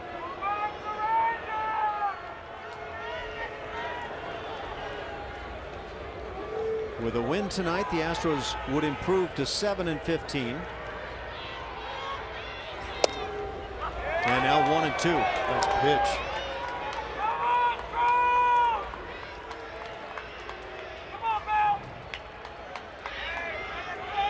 See the locations on the pitches before. That's what makes that fastball inside pretty effective. Catch Nelson Cruz leaning out over that outside corner. Turns to the slider. It's 2-2. Now he gets a lot of sinking action on that fastball. Yes, he does. Because we know that he's not going to blow you away with the velocity, but he earns those ground balls and some of those punch outs with the sinker.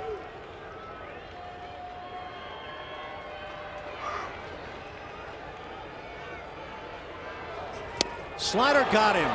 4th strikeout tonight for Nelson Cruz as Luke Gregerson gets through the 9th inning, shuts things down. The Mariners put a run on the board, but the Astros will very gladly take that 7-4 victory tonight. Take 1 out of 3 here in the series with Seattle and head on to San Francisco, where they'll play the Oakland A's. 3 over the weekend, tomorrow an off day, and a lot of enjoyment to be had by this ball club. It's time to check in and see how the Astros are playing to win. Brought to you by Toyota Tundra. Good times. We're going to show that highlight reel again. We showed it at the top of the show. Trying to get that mojo back that they had last year. Boys were swinging the bats well. Youngster Carlos Correa. Big moments last year in that ALDS at home in Minute Maid Park. Carlos Gomez getting in on the action. To check on the health status of him after getting hit in that right hand by a pitch. Lance McCullers, youngster, looking to work his way back into that rotation, but show those highlight reels, get that good video going, get that vibe back. They got it tonight. And that's all we're trying to do, is have some fun with this, turn this start back around for the club, and maybe all of us can get that feel and enjoy things once again. A victory tonight. And that's what it's all about. You have to start with 1. The Astros do it. 7-4 the final right here in Seattle.